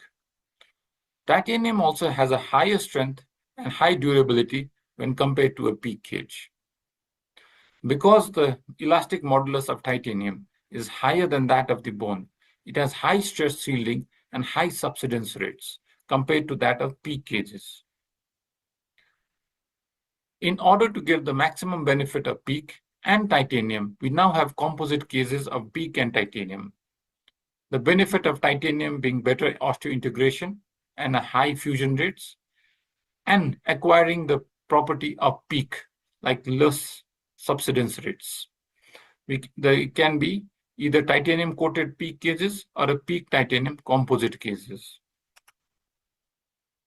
In MIS TLIF surgeries, Yung Cheng compared PEEK titanium composite case versus PEEK case alone and analyzed the fusion rates and subsidence rates. They found that there was similar fusion and subsidence rates in both the materials. However, when a 3D printed porous titanium case was compared to that of PEEK cage in TLIF surgeries, a higher fusion rate was found at 6 months with similar subsidence rates. The pores in the porous titanium case decreased the stress on the end plates, reduced the subsidence rates. The pores acted as an ingrowth material with an osteoconductive scaffold, and this increased the fusion rates. The tantalum cages have a higher porosity, up to 85%, and the pore size also being larger. This resulted into better osteoconductive and osteoinductive properties. This results into high both on-growth and in-growth and better osteointegration. Also, the trabecular bone remodeling is faster in tantalum cages. Because the tantalum's elastic modulus is similar to that of the cancellous bone, there is less stress shielding and less subsidence rates when compared to titanium cages. The selection of case material, or what type of case to be placed in the interbody, titanium, PEEK, or PEEK titanium, should depend on the quality of the bone of the patient and also the fusion desirability. Case placement has a direct bearing on the disc height, the segmental angle or restoration of the lumbar lordosis, and foraminal height. Case can be placed either anteriorly, middle, or posterior within the interbody. Anterior placement of a cage increases the anterior disc height, thereby restoring or recreating the segmental lordosis. With the posterior placement of the cage, there is an increase in the foraminal height. However, it acts as a kyphosing effect. And we all know that the restoration of lumbar lordosis is necessary for better clinical outcomes and there is less incidence of adjacent segment degeneration when restoration of lumbar lordosis is done, even in cases of short level fusion surgery. Anterior 1/3 case placement is desired when there is lumbar kyphosis in elderly patients, osteoporosis patients, and when there is an iatrogenic end plate injury. Posterior 2/3 case placement can be done when there is severe foraminal stenosis and we require more neural decompression. However, a posterior case placement risks subsidence and also can result into case backup. Therefore, we must be very particular on where we are trying to put the case, either anterior or posterior, and always try to aim for an anterior third case placement. A large footprint. A case with a large footprint provides better fusion and decreases the subsidence rates because of the larger surface area. A tall case restores the foraminal and the disc height better and can result into better neural decompression. However, using a tall case, especially more than 12 mm, increases the risk of subsidence and can also result into post-operative neuropraxia. An anterior lumbar case or a lateral lumbar case, when compared to a bullet case, has a large surface area. Also, the case is taller. A large case in combination with a tall case provides less subsidence and better fusion rates. And also there is greater restoration of foraminal height. What about the uses of lordotic cases? There is conflicting evidence in the literature on the uses of lordotic cage and the restoration of segmental or lumbar lordosis. There are few literature to encourage or to support the uses of lordotic cases in recreating or restoring lumbar lordosis. Like Hong and Walter, in their research, they found that uses of a hyperlordotic or a higher lordotic case restores the lumbar lordosis better. However, there is also conflicting evidence to show that with the uses of hyperlordotic case, even up to 20 degrees, when compared to the standard lordotic case or a non-lordotic case, there is no significant difference or improvement in the restoration of segmental or total lumbar lordosis. Therefore, restoration of lumbar lordosis, be it segmental or total, should not depend on the design and the architecture of the case itself. It should also depend on the anatomical approach and the technique utilized in the interbody case placement. What about case migration? Uses of a bullet case, uses of an undersized case, and posterior third placement of the cage can result into case migration. Not all end plates are homogeneous. Each one of us have different end plates. And the problem is that we are trying to fit a stock cage or a ready-made cage in all types of end plates, either through anteriorly or posteriorly. When stock cages are placed as an interbody device, then there is limited contact. And because of this limited contact, it acts as a conduit for subsidence and syndoarthrosis. Therefore, to provide more surface area, the future direction should lie in 3D printed cases and personalized interbody cases. So finally, do case profiles and design actually matter? The answer is yes. Thank you.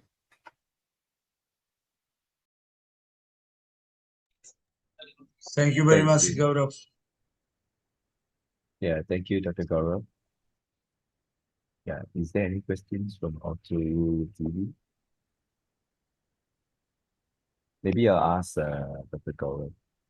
Can you share with us your tips on how are you going to prevent pitch migration post-operatively? What are your techniques, that you ascertain to employ so that that will reduce the risk of pitch migration? Okay, thank you. So almost almost all of my fusion or interbody cases are TLIF cases or a PLIF case. I don't do any lateral surgeries or anterior surgeries, case placement. So the first thing that I always look at the CT scan of the patient before determining my case height. So the cage which I'm going to place in that segment should be equal or should be more than the preoperative disc height in the CT scan or an X-ray, number one. Number two, I take precaution. I do my case, I do my end plate preparation very meticulously, try and not destroy a lot of bony end plates. So that, and next is I place the cage, press fit the cage. After doing a good sizing, I press fit the cage, and after press fitting the cage, then I take a CM shot to see whether there are any gaps within the end plate and the cage surface in junction. After which I also compress on the rods. That is the last thing is I compress on the rods. And then before another option, another main factor is I always put the posterior border of my case is at least 2 millimeters, 2 to 3 millimeters anterior to the posterior vertebral body margin. That's what I recommend. So these are the few techniques that I use in TLIF or PLIF surgeries to avoid case back out. Gaurav, Yes, I have sir. a very simple question. Before measuring the size, did you apply any sort of distraction, putting the rods, then distraction, little bit distraction, then you measure the size of the cages? So previously, during the initial years, I used to do a lot of distraction over my pedicle screws, but nowadays, without distracting, I put in the cages. I just prepare the end plates without much distraction. I don't tend to distract a lot. Okay, so the size that you are measuring, the same size of cages you are using, or one size larger? I avoid undersizing. Generally, it is a press fit or a 1 mm size larger. But never too large cages. Because a few cases I have had subsidence, a high rate of subsidence when I've used a very large cage. Especially when you know there is a high grade, I mean the spondylolisthesis is a very difficult to see when the space. In that case, whether you put any and the distraction, people going for making the denote your, I mean the end plate. That case, do you apply any sort of, I mean the distraction? Yes, sir. I try to distract. But I do not do excess of distraction. Yeah. When the end plate itself, when the interbody space is very less, I do not distract a lot. Yeah, Gaurav, maybe I have a short question. You mentioned about the height of the cage that you meticulously ascertain before the surgery and during surgery. How about the cage length? The length of the cage and the angulation of the cage. Does it matter to you, or how do you choose it, or what any tips you want to share? I try to put the cage with a longer cage. We have the stock cages, the TLIF cage, and these are ready-made cages around 22 to 26 mm in length. So I always try to put a longer cage to avoid to have a broad surface area and a larger surface area so that I can get a good contact within the bony end plates to avoid subsidence and back out also. How about the angulation of the cage? So we do angulation. We do have a few lordotic cages here, and I do tend to use them. But we do not have any excess hyperlordotic like 20 degrees cases and all. I don't use it. Yeah. I try to recreate the lordosis with my preparation, facetectomy and bilateral compressions. That's how I take it, rather than depending on the case itself. Anytime do you use any sort of expandable cases? Gaurav? Yes, sir. Do you use any time expandable cases? Expandable cases, very few, only during reconstruction of the anterior column when there is destruction by the tuberculosis or any spondylodiscitis destruction of the anterior column. Otherwise, simple plain TLIF surgeries, degeneration, I don't use expandable cases. Okay. Okay, thank you very much, Gaurav. I think Thank you. we Thank you. need to move on. I just received news from the Secretariat informing me that Dr. Yudha has issues logging in. I think if he's not around, maybe can we move on to the case discussion first and see whether he's still able to log in. Okay. Yeah. Can we move on to the first case presentation by Dr. Khushal? Yeah. Hello everyone, I'm Dr. Khushal from India, the western part of India. I am from Gujarat. Welcome, Khushal. Hi. Hi, you can see my screen? Yes, yes. Yeah. So I'll be presenting a case for discussion. A 72-year-old male had back pain and right lower limb pain. He could not walk or stand for more than 10 minutes. He had pain on log rolling too in the bed. No bowel bladder affection, and he had just hypertension. Kushal, Can you have you share? shared your screen? Yeah. सिर्फ खड़ा हो पा रहा है हाँ station पकड़ के खड़ा We can't see your screen. और फिर भी पैरेंट को And I'll do it again. You can see it now? You can see? Yes, yes. Yeah. Yes, now we can see. Yeah. So a 72-year-old male had back pain and right lower limb pain. He could not walk or stand for more than 10 minutes. Had pain in the bed while rolling also. No bowel bladder affection. Had just hypertension and no other medical history. On examination, he had tenderness over the lower lumbar spine in midline. He had a mild catch on moving back and forth. His straight leg raising was free bilaterally. On examination, the motor power, his right EHL was 3/5 and had right hypersension in the L5 region. His bilateral deep tendon reflexes at ankle were absent and rest of the neurology was normal. So I got an X-ray done. A standard AP, flexion and extension in lateral. I'll just move ahead. The flexion extension showed a dynamic instability. It was moving along with the motion. MRI showed a single level L4-5 listhesis, stenosis Shizas grade BC.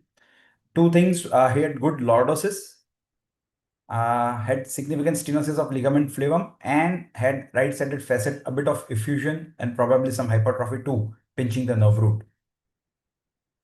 So the case is a L4-5 single level instability, dynamic on motion, Shizas grade BC, unilateral symptoms, no global sagittal instability, and adequate lordosis. So now the case is open for discussion. Options of fusion. Yeah, so first question is maybe any of the directed to all the panelists. Would you fuse this patient or what is your Can we have the images back, Khushal? Sure. yeah, what is your strategy if Yeah. you don't choose to fuse? Any other images, sir? MRI images.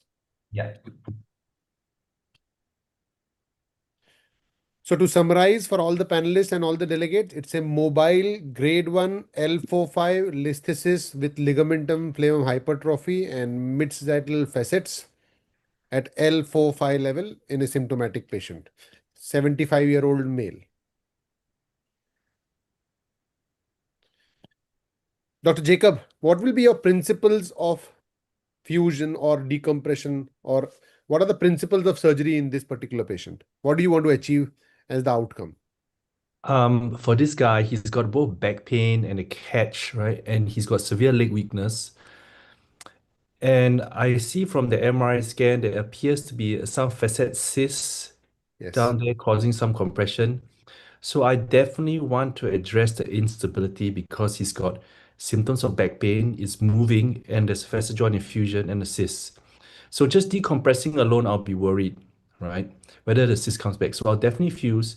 Because he's got profound weakness, I would definitely do a direct decompression So to me, this would probably be MIS lift. I can have a sneak peek at that corridor. It's a nice corridor. I was wondering whether Olive, but I think it'd be pretty standard to do a MIS lift and free up that nerve. And I think that will be my plan for this guy. So, Jacob, you just mentioned about direct posterior decompression in view of severe canal stenosis, in view of severe profound neurology, and in view of facet system radiology. Yes. Given if this was also at 2 levels, if it was more than at 2 levels or more, would you still go posterior, or you would change your plan to anterior given the neurology and the canal compromise centrally? If there was like 3, 4, and 4, 5, like double level, if it's a Yeah. double level, then I'll do a lateral surgery and put in some nice big cages with the lordosis, but I would still need to go to the back to decompress because I do not think that the indirect decompression will work so well with a facet cyst, and because its weakness is so pronounced, I really want to see that nerve root be free. Yeah. A lot of times when we decompress the nerve, these patients with weakness, they don't recover so soon, and you ask yourself, should I need to go back again? So directly decompressing and seeing the nerve root takes away that doubt rather than an indirect decompression. I think this sends a very, very positive and a very strong message that what needs to be done in the first go itself. You cannot stage them hoping that indirect decompression will work, particularly in cases with very severe facet arthritis, very severe ligamentum flavum hypertrophy, facet cysts, and profound neurology. With back catch, even on lying down patient having neurology and symptoms are the contraindications for only dependence on indirect decompression, and a direct decompression is surely needed. Of course, if you are keen also, or if the patient requires sagittal reconstruction of lordosis, then OLIF really comes handy. However, a posterior decompression is must in such patients where indirect decompression should not be solely relied upon. Now, coming back to Dr. Guru. Dr. Guru, we just heard that there is a wonderful corridor to do a OLIF in this patient. Would you like to highlight about these? How do we choose the feasibility of lateral procedures when we are choosing a particular kind of fusion in such cases? Yeah, sure. Because with OLIF becoming more and more popular, the almost transverse approach XLIF is almost absolute, or not many people doing XLIF these days. So you can see there's a very nice uh, corridor exists between psoas and aorta on the left side, and actually at L4-5 it is very wide. Usually you don't see such a wide corridor. This is a very, very ideal case to do a OLIF surgery. So you just basically the OLIF corridor exists between aorta and the psoas. So that is where you have to see. But then you can see there's small dots are there in between these two structures. Those are small vessels there, but then there shouldn't be a problem. Yeah, Dr. Khushal, would you be able to remove those red marks, see whether is there any facet cyst that is available? Yeah. So, Dr. Guru, as Dr. Jacob has pointed, would this work if there is a presence of facet cyst? So because if I heard right, this patient also has deficits, and with the deficits, I wouldn't just rely on a indirect decompression. I would do definitely a direct decompression. So in this case, I feel the MIS TLIF would be the best approach. You will be able to reduce this the listhesis properly. You will be able to achieve some more disc height with the MIS TLIF, and you will be able to do a good direct decompression.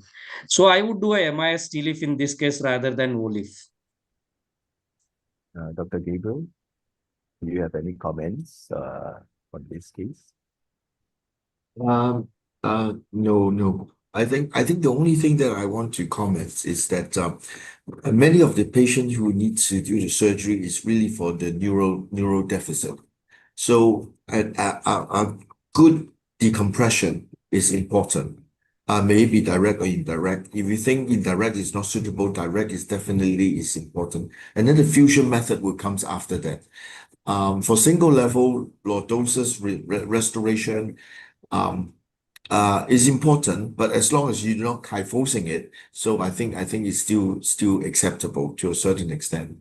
So I think that's basically where we are. The only other things to comment is if you have a profound weakness, I always check the L5S1 foramen just to make sure that it is not compressed, that you will miss the foraminal stenosis. Thank you. Dr. Gaurav, do you have any comments? I think I concur with Gabriel that this case, more than the stabilization, you require a good decompression. And the foraminal decompression is more important also after completion of the central decompression. You need to take down the medial half of the facet joint and gain access to the L5S1 foramen and check it. That's most important. Yeah. Going to Gaurav again, what kind of cage would you prefer in this case? Are you worried about subsidence? Are you 75 male? Are you worried about osteoporosis? How would you ensure that there is no subsidence by the right choice of the cage, and what tips during end plate preparation? Okay. So 75 years elderly, I would be a little careful with the end plate preparation, not be very aggressive and take down the bony end plates, just enough of the cartilaginous end plates. If you have a DEXA scan prior to this, that would solve a lot of issues. Anyways, if I'm a little worried about the osteoporosis, then I would definitely want to put in the titanium cage. Number one, it decreases the subsidence rates, and also it is cheaper for the patient. If not, then even a single level, you can get away with the P cage. I have a comment. Sure, Prof. Yes, please. So I think subsidence is very important in terms of the fusion is one of the terms that we talk about. But in reality, I'm not sure whether clinically is that important if you have done a direct decompression at the back of the spine.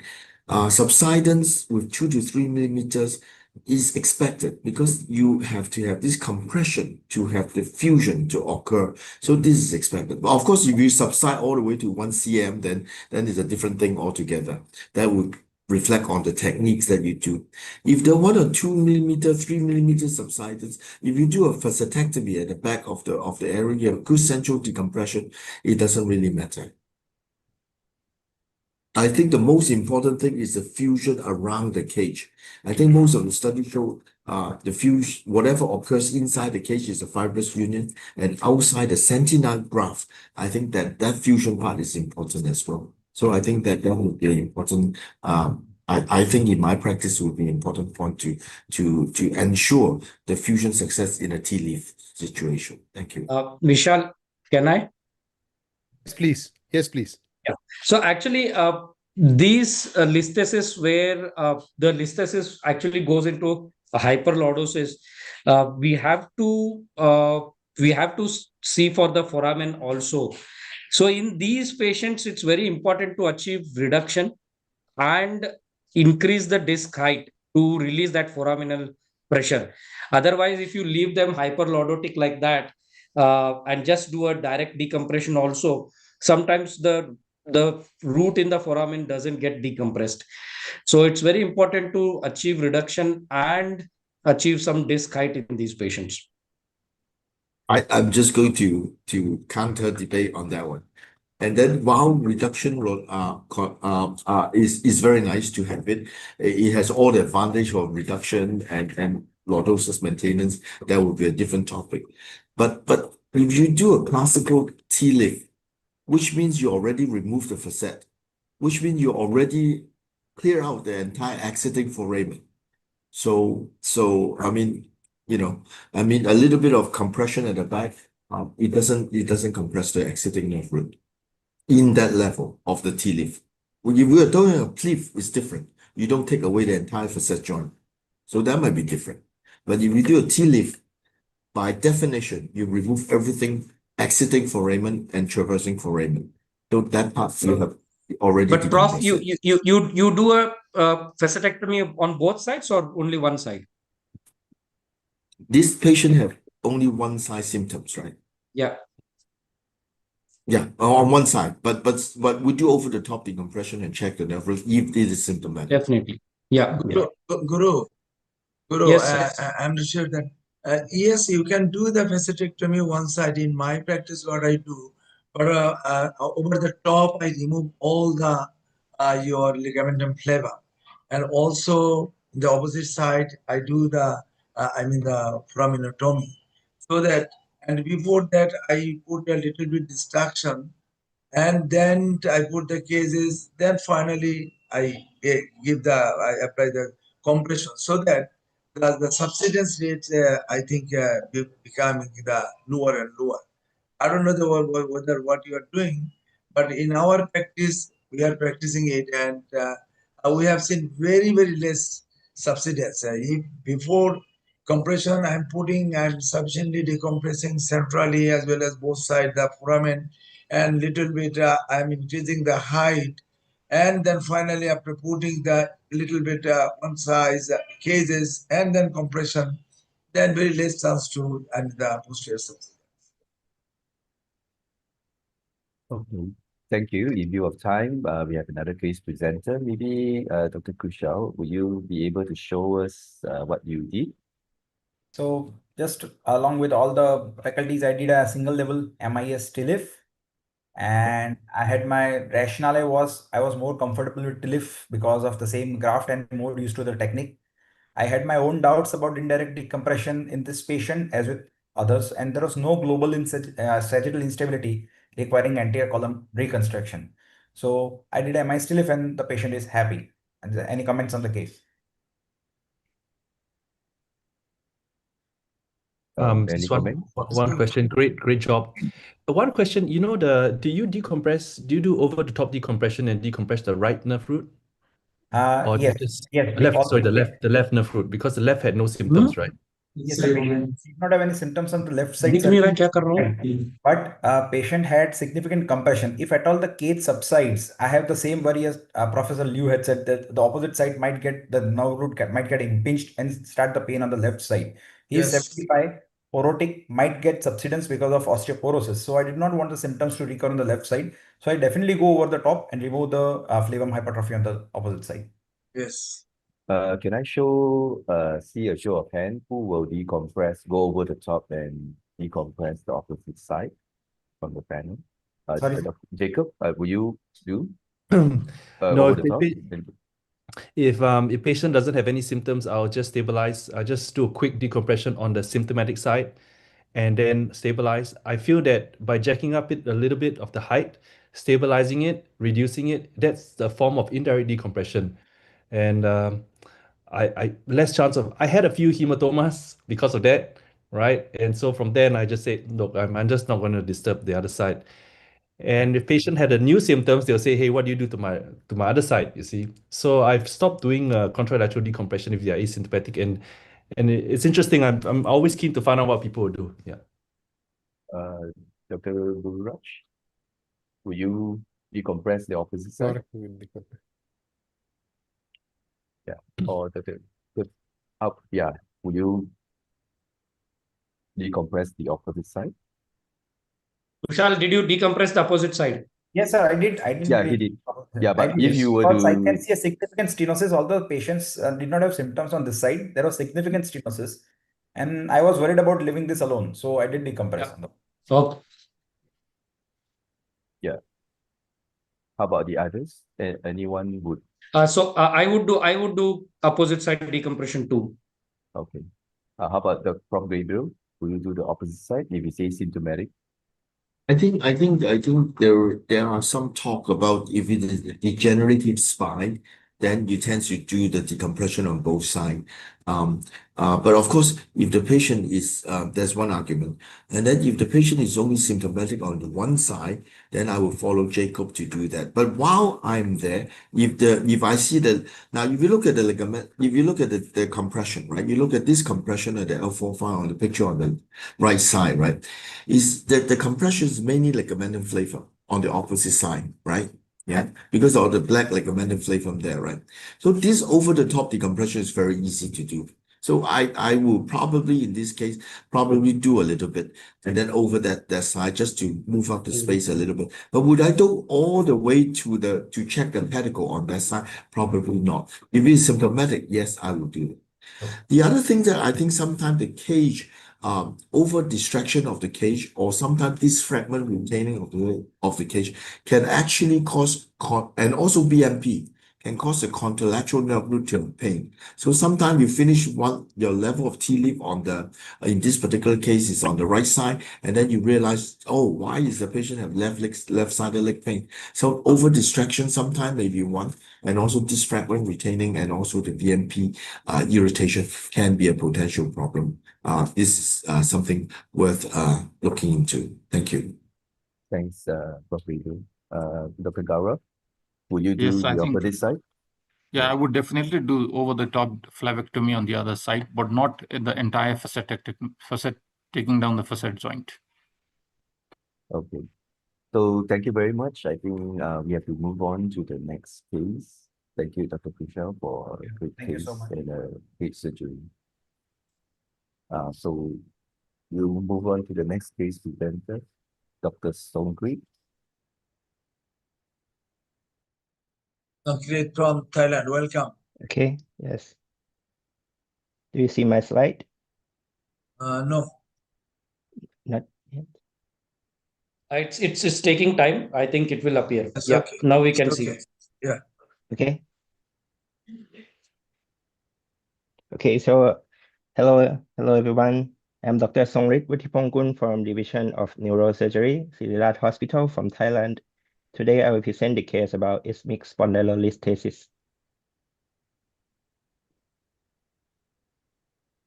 The patient is 42 years old, female. She had no underlying. Her BMI was 36. She presented with claudication for 1 year and her leg pain symptoms is more prominent on right side. She also had a mechanical back pain that is aggravated by positional change. She had no bowel or bladder symptoms and her neurological exam was normal. As you can see, at that time, there are two problems. There was a multiple schwannomas together with L4-5 spondylolysis and spondylolisthesis, and she also had a L5 sacralization.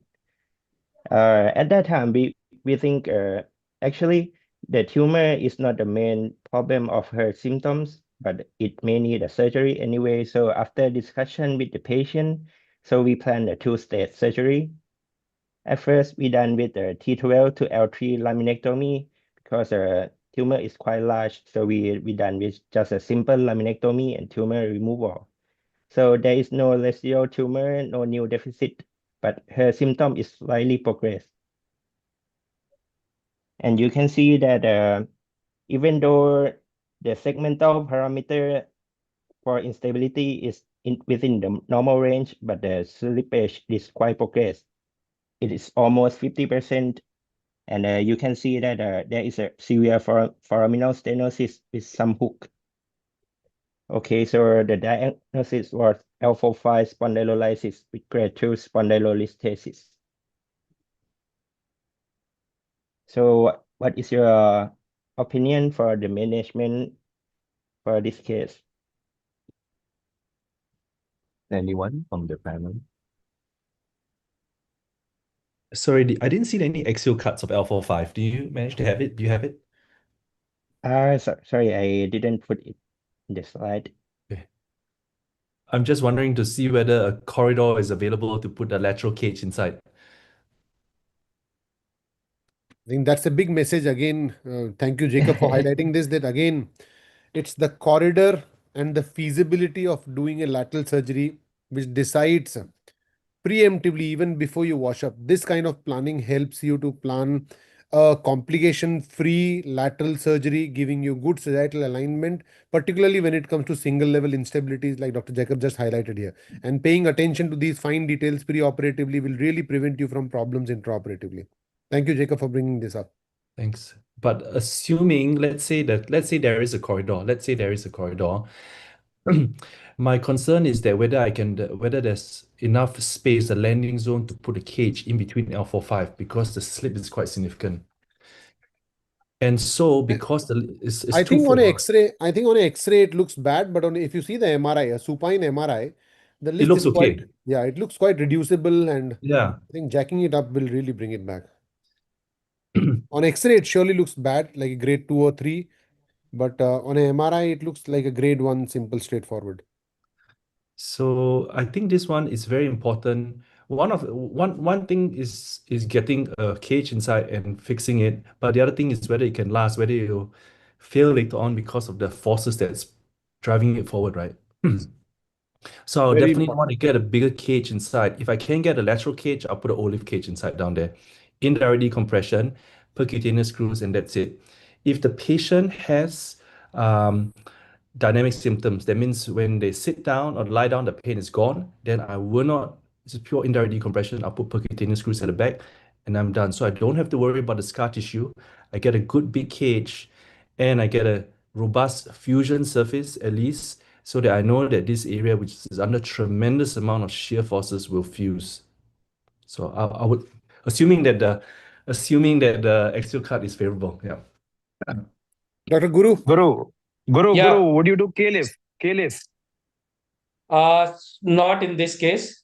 I Why? wouldn't do a K-lift in this case. See, this kite is too narrow. I am worried about ENR here. So I would do standard MIS T-lift in this case. So Or maybe OLIF if it's not reducing, right? I would do a MIS T-lift. I won't do a K-lift. I guess I would agree with Jacob that if this case I have to do, I'll probably try with olive first, and if for whatever reasons the corridor olive is not possible, then I think I can even try with doing a good K-lift, because the idea in K-lift is the moment you put your obturator inside, it widens up and your ENR would go away. So in fact, that is also prudent because sagittal parameters are not so bad in this case. So I think But that is one thing. the only issue is the disc space is too narrow. I with positioning, I I think don't know no. it will open With up so Caleb, much. you can open up. We have experience of a complete collapse this space to be restored up to almost 12 mm. So you can do that if you. But first priority is sagittal parameters has to be in a very decent shape, because if you do Caleb, you'll not be able to restore significant lordosis. Here, I think that lordosis is not a problem. There is enough already lordosis is there. So correct. So that is why when I think for go-to technique for me, I think I'll definitely very seriously consider doing a transcambia fusion for this patient. Yeah, would anyone consider a preoperative traction X-ray to determine whether this disease is reducible? Vishal, Anyone? Vishal, Yes. can you? Yes, Prof. My thing is that I think he had other pathology, he had a surgery. So right now the symptoms he has, is it really due to this spondylolisthesis or due to the tumor? Because you don't have your dynamic X-ray and you cannot see the instability, and is almost there to looks like fuse, so it's not very clear. Does it make any sense what I want to mean? I think we should consider this as a dual pathology, and unfortunately, in such dual pathologies, when we are not really sure about the exact cause or source of pain, then Yes. having a very detailed discussion with the patient about staging the two procedures versus doing all in one go makes a big difference. The whole decision making about staging it versus doing it in one go will depend a lot about what the risk appetite of the patient is and how he takes it, the idea of a staged or a second surgery at a later date. For me, I would surely want to sell this as a single stage surgery, while not only taking care of the tumor intradurally along with the neurosurgeon colleague, but also stabilizing it in the same go.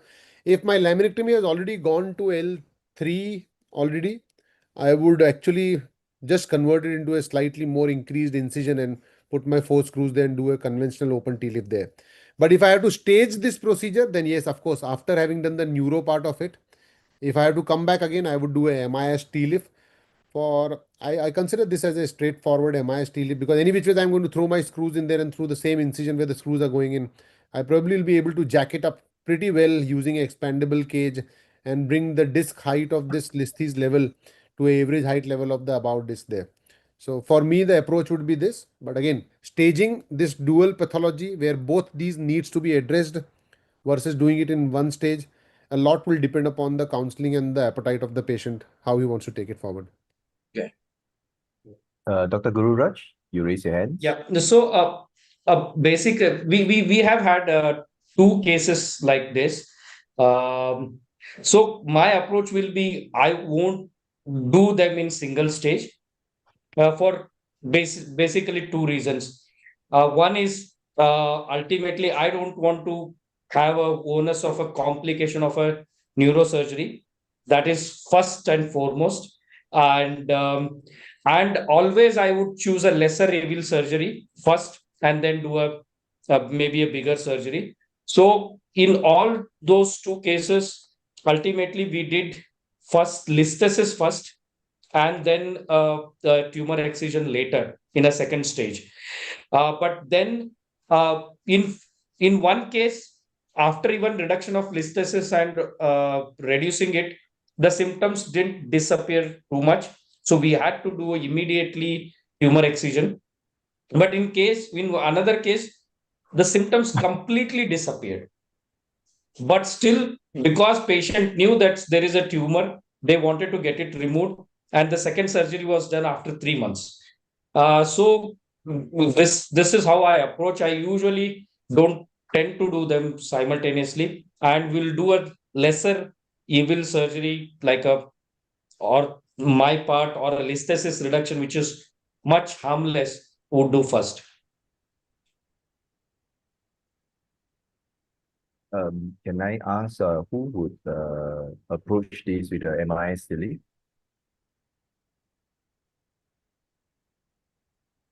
Dr. Gururaj. Sorry. Who would approach this case with the MIS delay for this Yes, situation? me.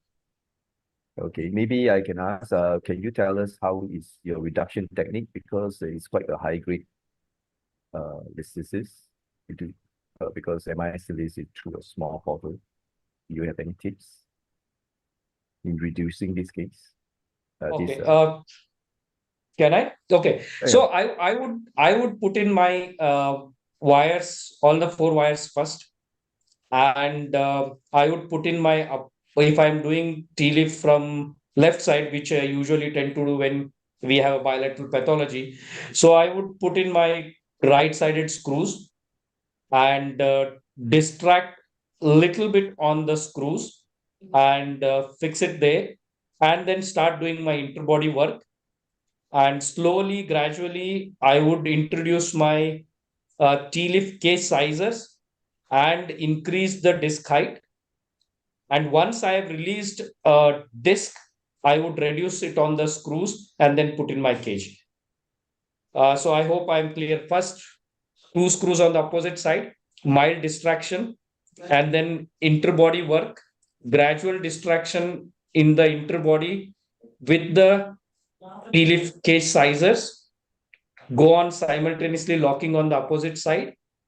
And then once you have achieved maybe around 10 millimeter of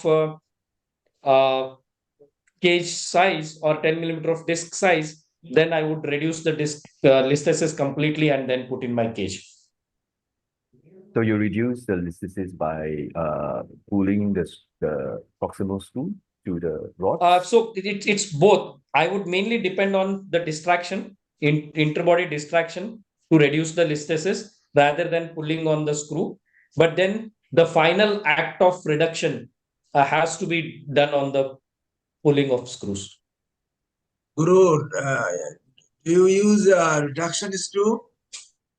Sir, if I'm doing MIS screw, all the MIS screws are reduction screws. So that doesn't really matter. Can I ask a question? Yeah, sure. To Guru sir, Yeah. in such cases when there is tight foraminal stenosis on both the sides, will you do Mhm. bilateral facetectomies, or would you just attempt to reduce on the unilateral facetectomy for? No, see, until unless there are dysplastic changes, I wouldn't do a bilateral facetectomy. If you have dysplastic features to the disc or the listhesis, then definitely I would do a bilateral facetectomy and see the root. But then in such a simple, there's a mild doming of sacrum, but then that's not much of a dysplastic changes. So I would do only one-sided facetectomy. And also we can see the L4 pedicle is a bit dysplastic, a smaller sort of a pedicle you can see as compared to the above. So It might be just the cut, but then yes, your long-standing listhesis like this will have definitely shorter height of the pedicles. and But then long. this is okay. This you are able to negotiate at least 5.5 millimeter screw here. Yes. How about the others? And Do you we have OAM navigation and robot, so it's usually it's not a problem. Okay. How about the others? Do you have any other additional techniques that you use to reduce, besides using the screw, distraction and compression, increasing the increasing the disc height? Do you have anything to add in your reduction technique? I wouldn't do in this case, but if it would have been higher than this, then I would, after releasing my disc, I would extend my hip further to reduce. So if it would have been a higher grade than this, but I feel with grade 2 listhesis, it's easier to reduce with only distraction. So how do you extend the hip?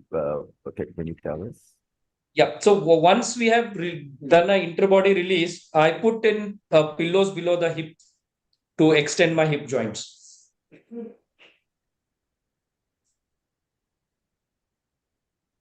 Vishal, do you have any other questions? No, I think we can move on in the interest of time. I have a comment. Okay. Yeah, Prof. Gabriel, Yeah. please.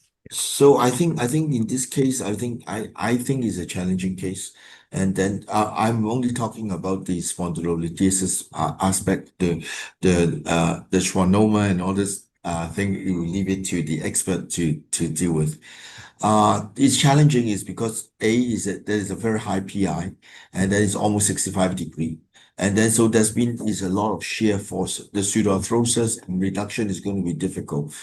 And also the other thing is that if it's a bilateral symptoms, as we mentioned, I'm really particular about the foramens. And then most of these cases, the foramen in that aspect with the lysis area, there's a lot of gunk there, there's a lot of fibrous tissue, there's a lot of bone spur there that you need to clear.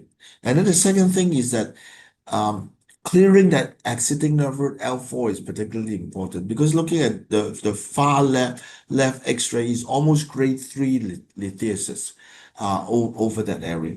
You can reduce it, yes, but when you reduce it, then you might cause an iatrogenic nerve root problems. So during the surgery, you need to trace the nerve root entirely out, make sure enough space. And after you reduce it, you need to check that nerve root, make sure it's okay as well. I think that's important.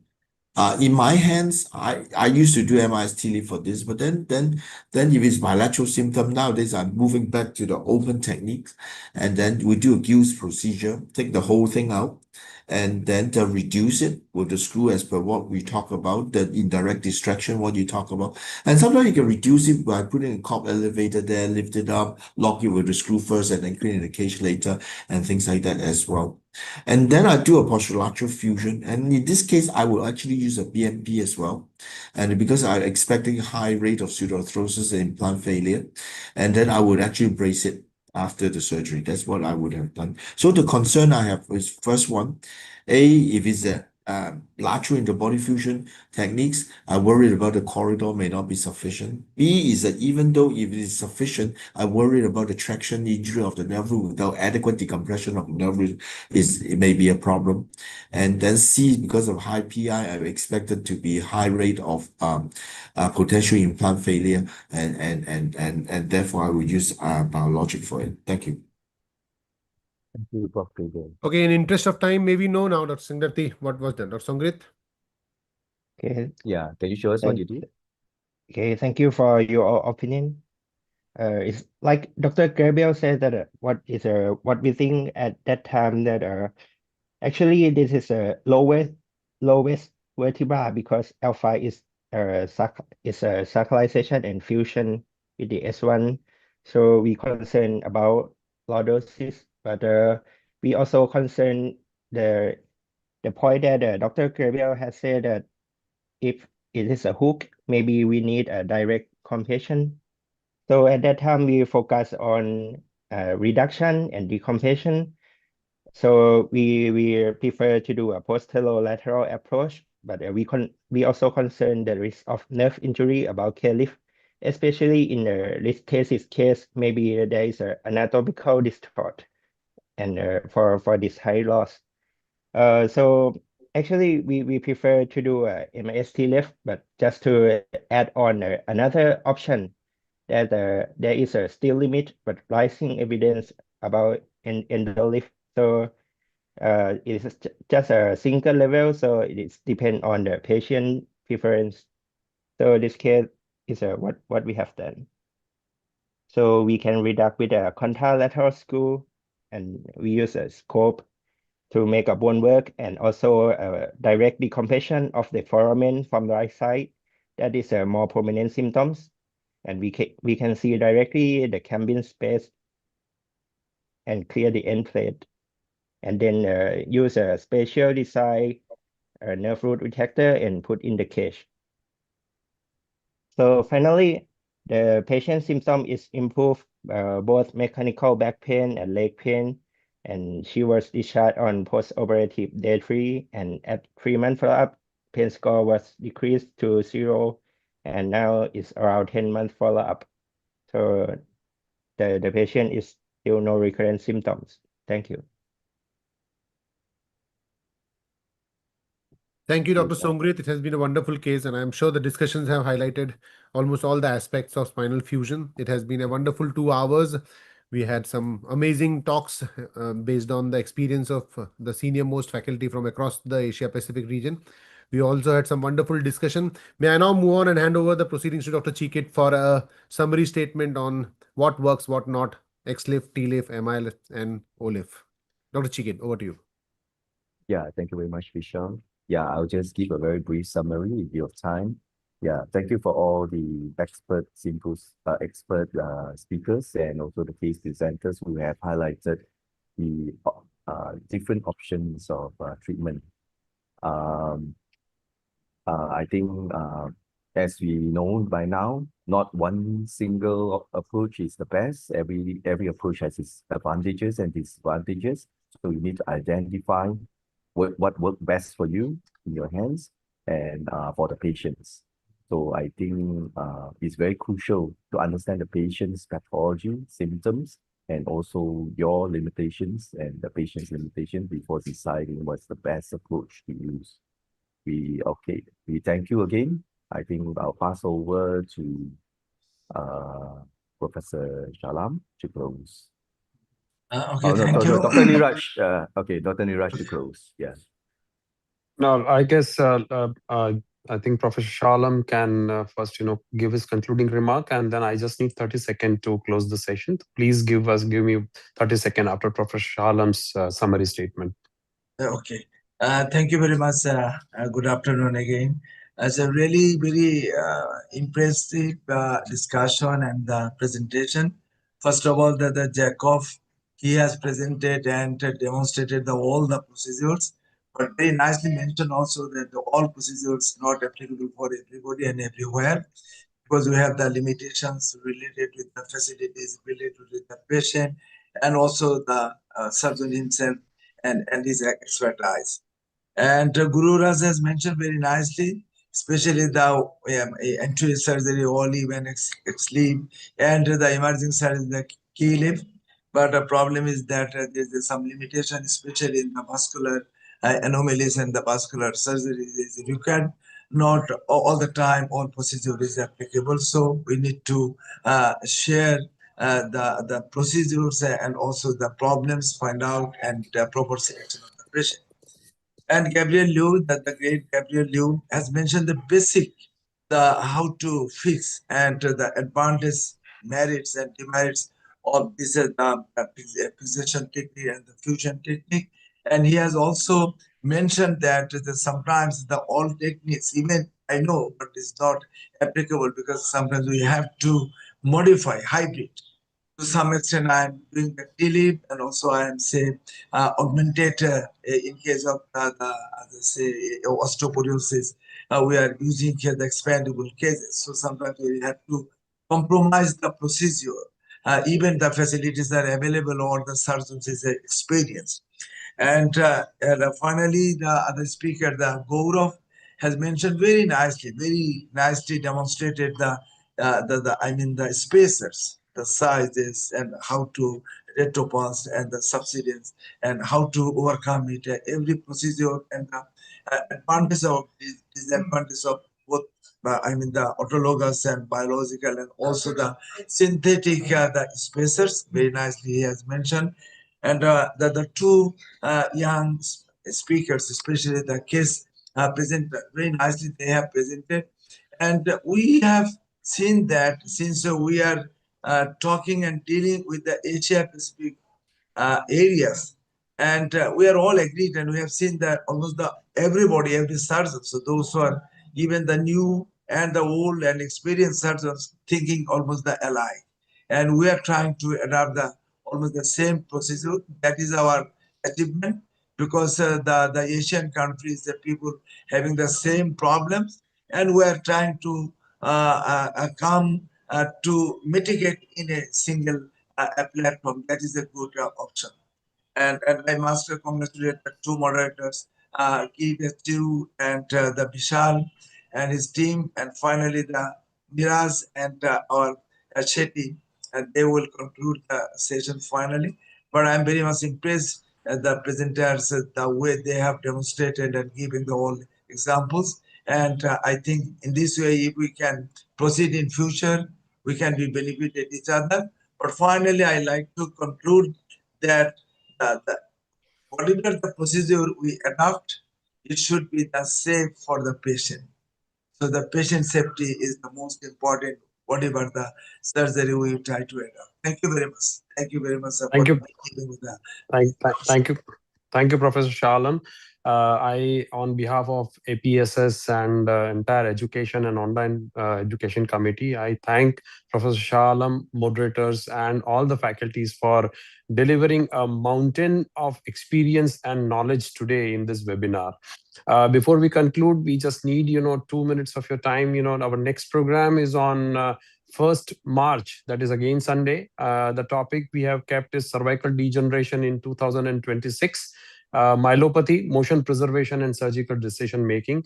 I'll update on the program very soon, and I hope many of us can contribute into it. Now, I guess APSS committee by April, Candice and Anna, they would want to share the upcoming programs. Just give us a second. They want to play a video and take you through the upcoming conference which is happening in Cebu. Over to you, Anna.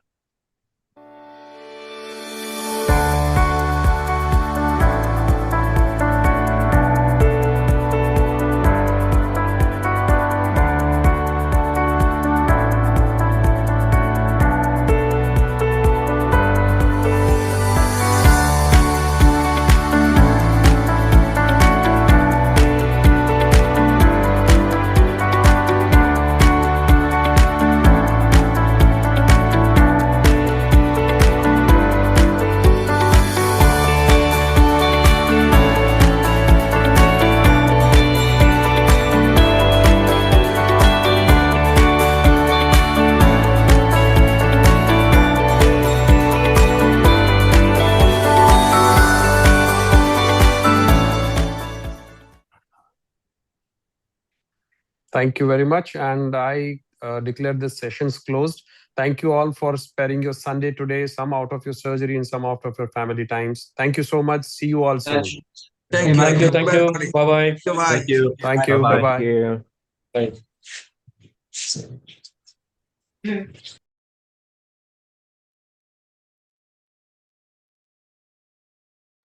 Thank you so much, sir.